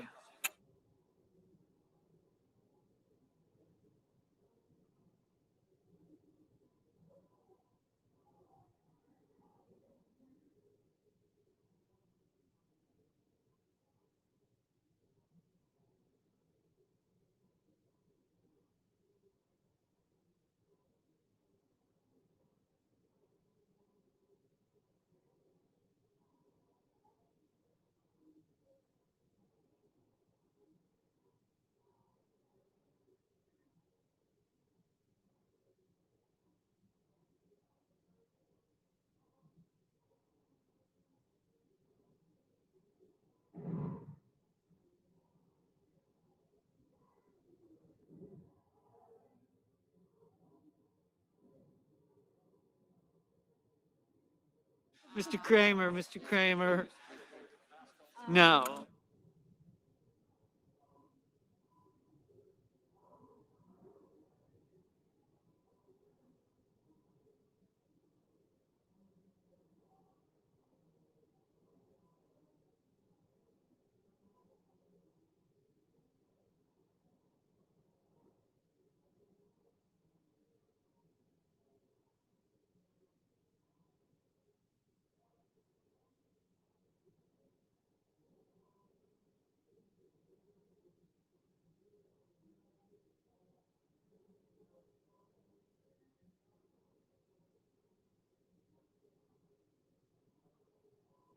Mr. McConnell, aye.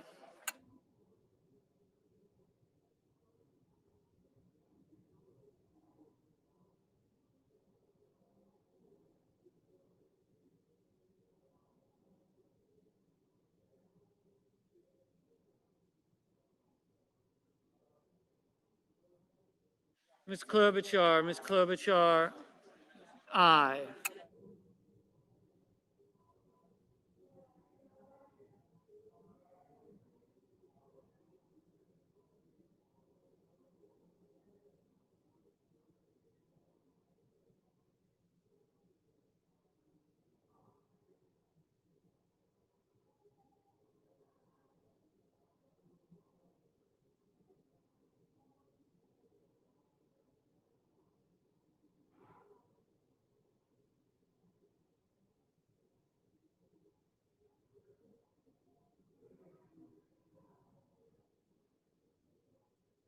Mr. Tillis, aye.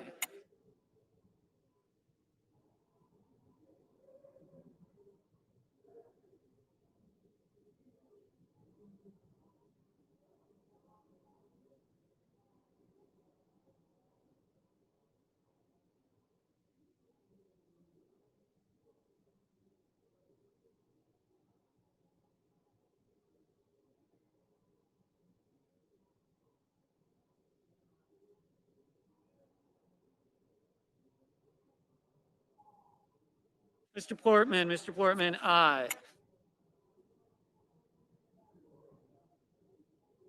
Mr.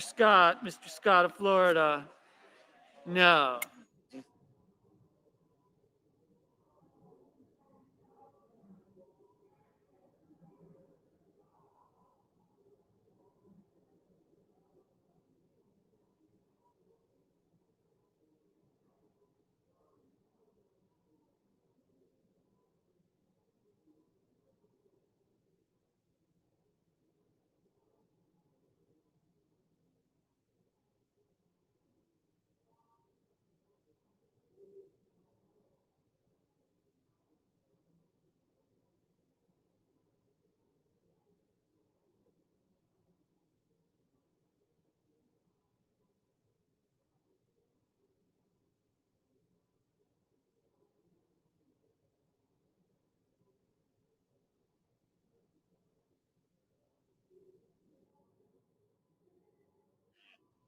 Mr. Schumer, aye.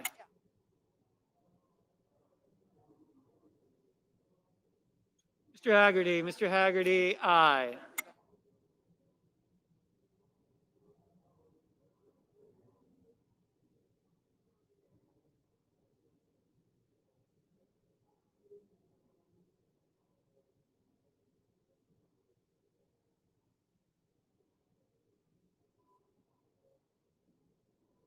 Mr. Thune, aye.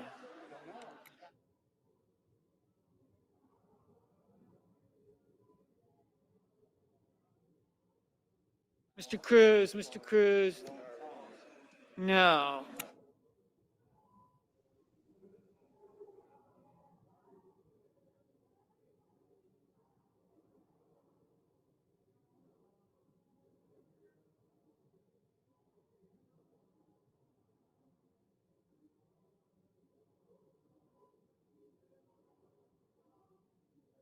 Mr. Braun, aye.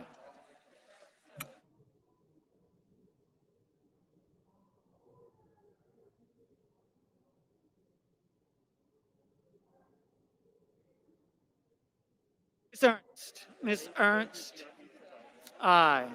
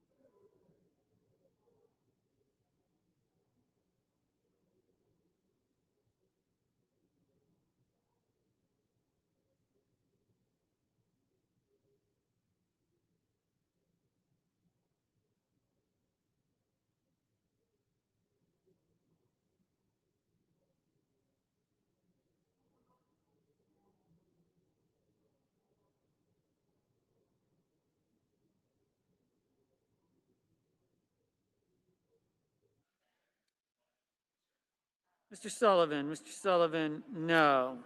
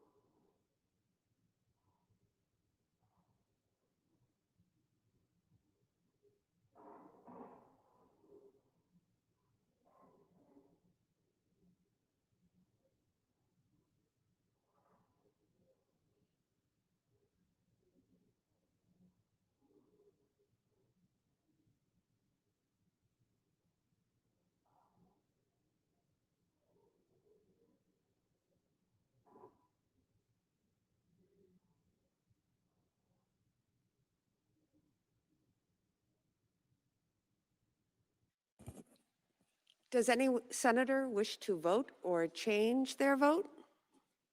If not, the yeas are 84, the nays are 15, and the confirmation is confirmed.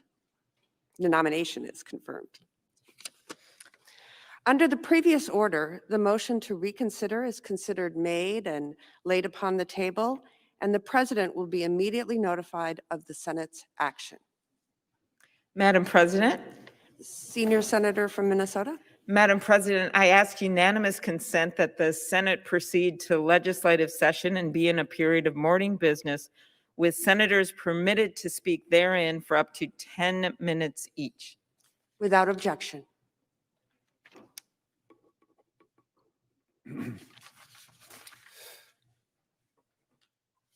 Madam President. Junior Senator from Alaska. Madam President, I want to be one of the first senators to congratulate Dr. Yellen, now Secretary Yellen, to be Secretary of the Treasury of the United States. You saw as a strong vote, and there's no doubt that she has the credentials, the experience, the qualifications to be Secretary of the Treasury. Former Chairman of the Fed. I mean, her resume is off the charts, and I know her nomination is historic for so many women across the country, including my 3 daughters. So, Madam President, I'm mentioning this because I certainly intended to vote for now Secretary Yellen, and I was a no vote. And I want to explain my no vote, because I had a very good conversation with her. Just the other day, we covered a whole bunch of topics. Everything from Alaska Native corporations to the strength of the dollar to our debt and deficit, big macroeconomic of the country, particularly as we're in a recession, important to my state. But we got to the topic of energy. And reluctantly, I am saying this now because I was a bit shocked that despite a long, robust discussion, it was very difficult to get her, from my perspective, to commit to being a Secretary of the Treasury, the most important economic player in any cabinet, in any government, in the U.S. government, besides, of course, the president, to commit to being a strong advocate for a robust, all of the above energy sector for the U.S. economy. Now, Madam President, this is not a radical proposition. I would argue that every Secretary of the Treasury since Alexander Hamilton has been a robust supporter of resource development in our energy sector. Again, all of it, renewables, oil, gas. And the reason is because it's been such an important driver of economic growth and jobs for pretty much our entire nation's existence. And now that we're in this recession, deep recession, and we need job growth, good job growth, and we need a strong recovery, to me, having the Secretary of the Treasury be a strong proponent in the debates about policy for the energy sector, I thought was a no-brainer. As a matter of fact, I think pretty much every Secretary of the Treasury has been that person. And again, the 2008-2009 recession, the deep Great Recession, the #1 driver of economic growth and job growth and capital formation for the U.S. economy was the energy sector. And it was supported. Democrats and Republicans for decades have supported a strong energy sector. But despite a long, respectful debate with now Secretary Yellen, who I certainly want to have a good relationship with, could not get that commitment, which I thought was surprising. As a matter of fact, I thought it was shocking. And it's the reason I reluctantly voted no, because again, she is very qualified. Madam President, what's going on here is we're starting to see policies that I believe need a national debate. a national debate. We're starting to see policies. Yes, we all want renewables, clean energy, but we have a really important, strong energy sector. Prior to the pandemic, we were the world's superpower of energy again. One of the reasons we won World War II is because of our energy sector. And the men and women who've been producing energy, all of the above energy, are great patriotic workers who've been doing it for decades to the benefit of every single American. But we need a debate, because what I'm starting to see with the new administration, unfortunately, and I've had discussions, and hopefully they're not going to go down this path, is executive actions that are going to target certain sectors of the energy sector of the U.S. economy. Natural gas. We can be dominant in natural gas for 100 years. We're going to start targeting workers in the natural gas sector. Oil. I know some people don't like oil, but it's important. We can do all of this, but right now there seems to be hostility towards this sector and the workers and no debate. We should have that debate. It's an important debate. It's really important to my state, but I think it's really important to America. Every Secretary of the Treasury for the last 3, 4, 5, 6, 7 decades since World War II has always sought the goal of getting America back to energy independence. That's good for jobs. It's good for low-cost manufacturing. It's good to reduce the heating and energy bills of American families. It's good for our national security. It's good for our foreign policy. And we are pretty much on the verge of doing this. And now we're going to start to unilaterally disarm. We've gotten to the point where I can't find anyone, and I hope I'm wrong, in the Biden administration cabinet who's going to be a proponent of a strong energy sector. Who is it? I was hoping it was going to be the Secretary of the Treasury. Maybe in our long discussion, I misinterpreted where she's going to be on this issue, but pretty much every previous secretary, Democrat, Republican, in the history of our great nation has really, really been an advocate for the men and women who work in this sector and for the economic growth it brings and for the help it brings to families and the good jobs it brings. So, Madam President, that's the rationale behind my vote. You know, right now, I think we're starting to see, whether it's the Keystone Pipeline decision, the men and women in the building trades who have built this country through hard work, they're being laid off by the thousands. We've had a big scare back home in my state. All weekend I was working this issue of these executive orders from the Biden administration, where it looked like it was going to send hundreds of people home, unemployed, oil and gas workers in my state. Why? I hope that's not the case, especially during a recession, but we need a debate on it. And I certainly hope somebody in this administration, when their principals meetings talk about how we get good jobs, strong working class. I've noticed the National Security Advisor, Jake Sullivan, keeps talking about we're going to base our policies on working class families. You can't get more blue collar, strong, middle class than these energy sector jobs. So I certainly want to have a good, constructive relationship with the Secretary of the Treasury and her team. But given the people I represent and what I'm starting to see right now, I could not in good conscience vote yes when the basic question of, are you committed and will be a strong advocate for a strong energy sector? All of the above, you name it, renewables, natural gas, wind, solar, all the above.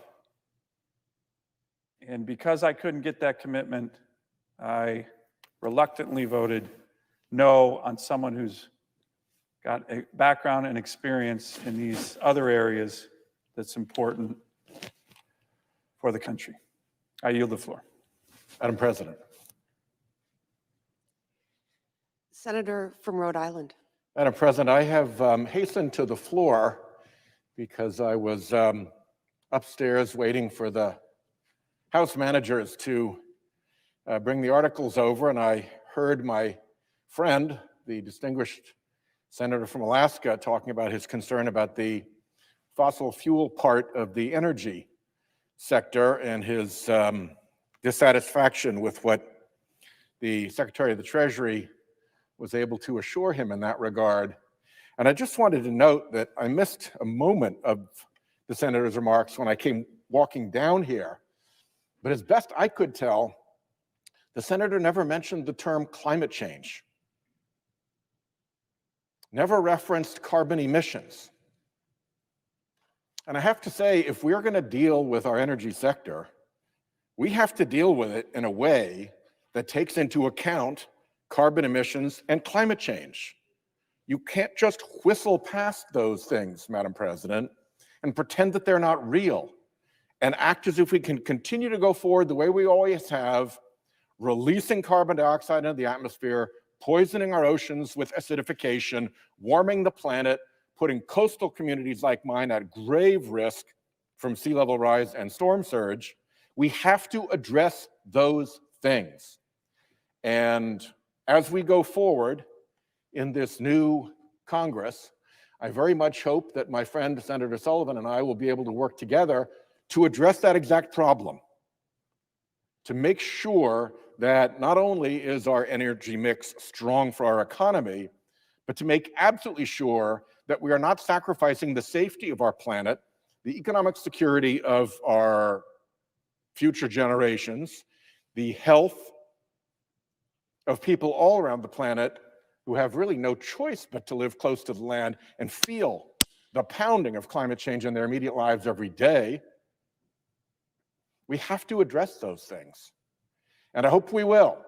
So having heard his side of the argument, I just wanted to come back to the floor and offer the other side, and somewhere between us, there is a resolution, because I know perfectly well that the state of Alaska is getting hit by the acidification and warming side, by the sea level rise and storm surge side of this problem, just as much as Rhode Island is. And perhaps because, as my friend constantly reminds me, Alaska has a huge advantage of size over Rhode Island. One could even imagine that they're having more of an effect than Rhode Island. So with those comments and with affection and regard for my colleague from Alaska, I yield the floor.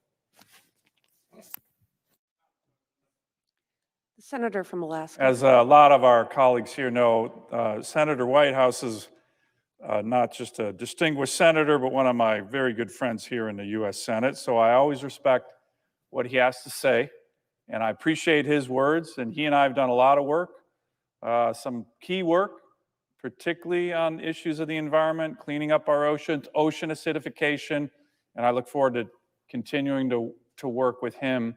My point is that, and climate change is certainly happening in my state, we're seeing it, no doubt about it. My point is, when you have an economy that's in recession, and you have tens of thousands, literally hundreds of thousands of people out of work, and you have a sector that's important, critical actually, the energy sector, no doubt about it. I know we can use words like spewing and polluters. The energy sector has been one of the things that has made this country so strong, with great jobs and middle-class jobs, and people can't deny that. And all I'm asking for is the new Secretary of the Treasury has to look at that when we're looking at the whole U.S. economy and the strength of our recovery and good-paying jobs. That has to be taken into account. And what I worry is that it's not, and we need a debate. And I would welcome it with my good friend on what is the strategy. But the strategy out of the box can't be, we're going to go after these oil and gas jobs and put people out of work. And replace it with what? We had a hearing in the Commerce Committee with the new transportation secretary, incoming transportation secretary.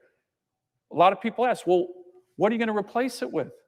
What are you telling the 10,000 guys who just lost their job on the Keystone Pipeline what their new job is going to be? They have mortgages.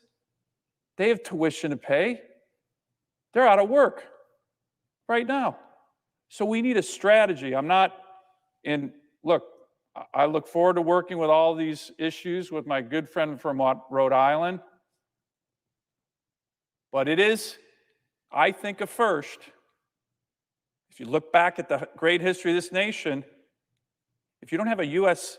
Treasury Secretary or other members of the cabinet who are for a robust, strong energy sector, which of course would include renewables, that's new, that's different, and I think it's very troubling, particularly as it relates to the jobs that I think are going to be sacrificed on a policy and a strategy that I have not seen the meat and bones of yet. I'm just seeing the damage, and a lot of the damage is starting to happen to people I care about, particularly in my state, who work in these sectors and are great Americans who have helped build this country, built my state, and we can't just disregard them and say, don't worry, you're going to get a green job later. It's tough to tell people that. It's tough to tell people that when they got a mortgage and tuition, and we're relying on that. So I commit to continue to work with these issues and others with my friend from Rhode Island. I appreciate him coming down here, but I wanted to explain my vote on an issue that I think we need to debate here in the Senate that's important for our nation. I yield the floor. The Senator from Rhode Island. I would just close by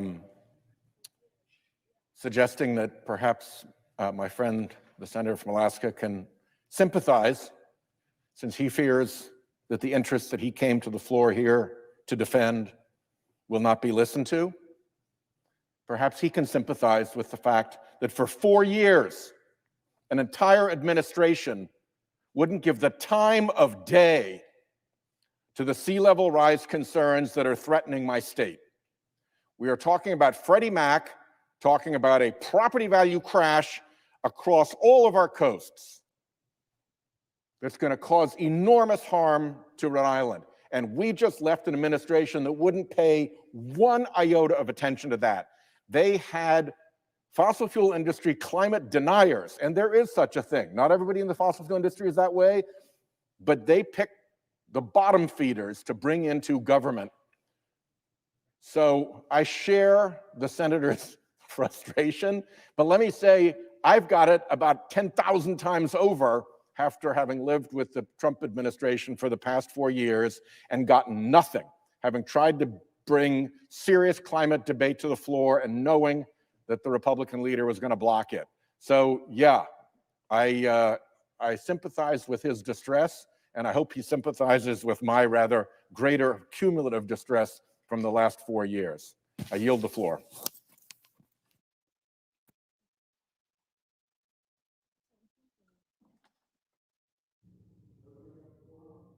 The clerk will call the roll. Ms. Baldwin.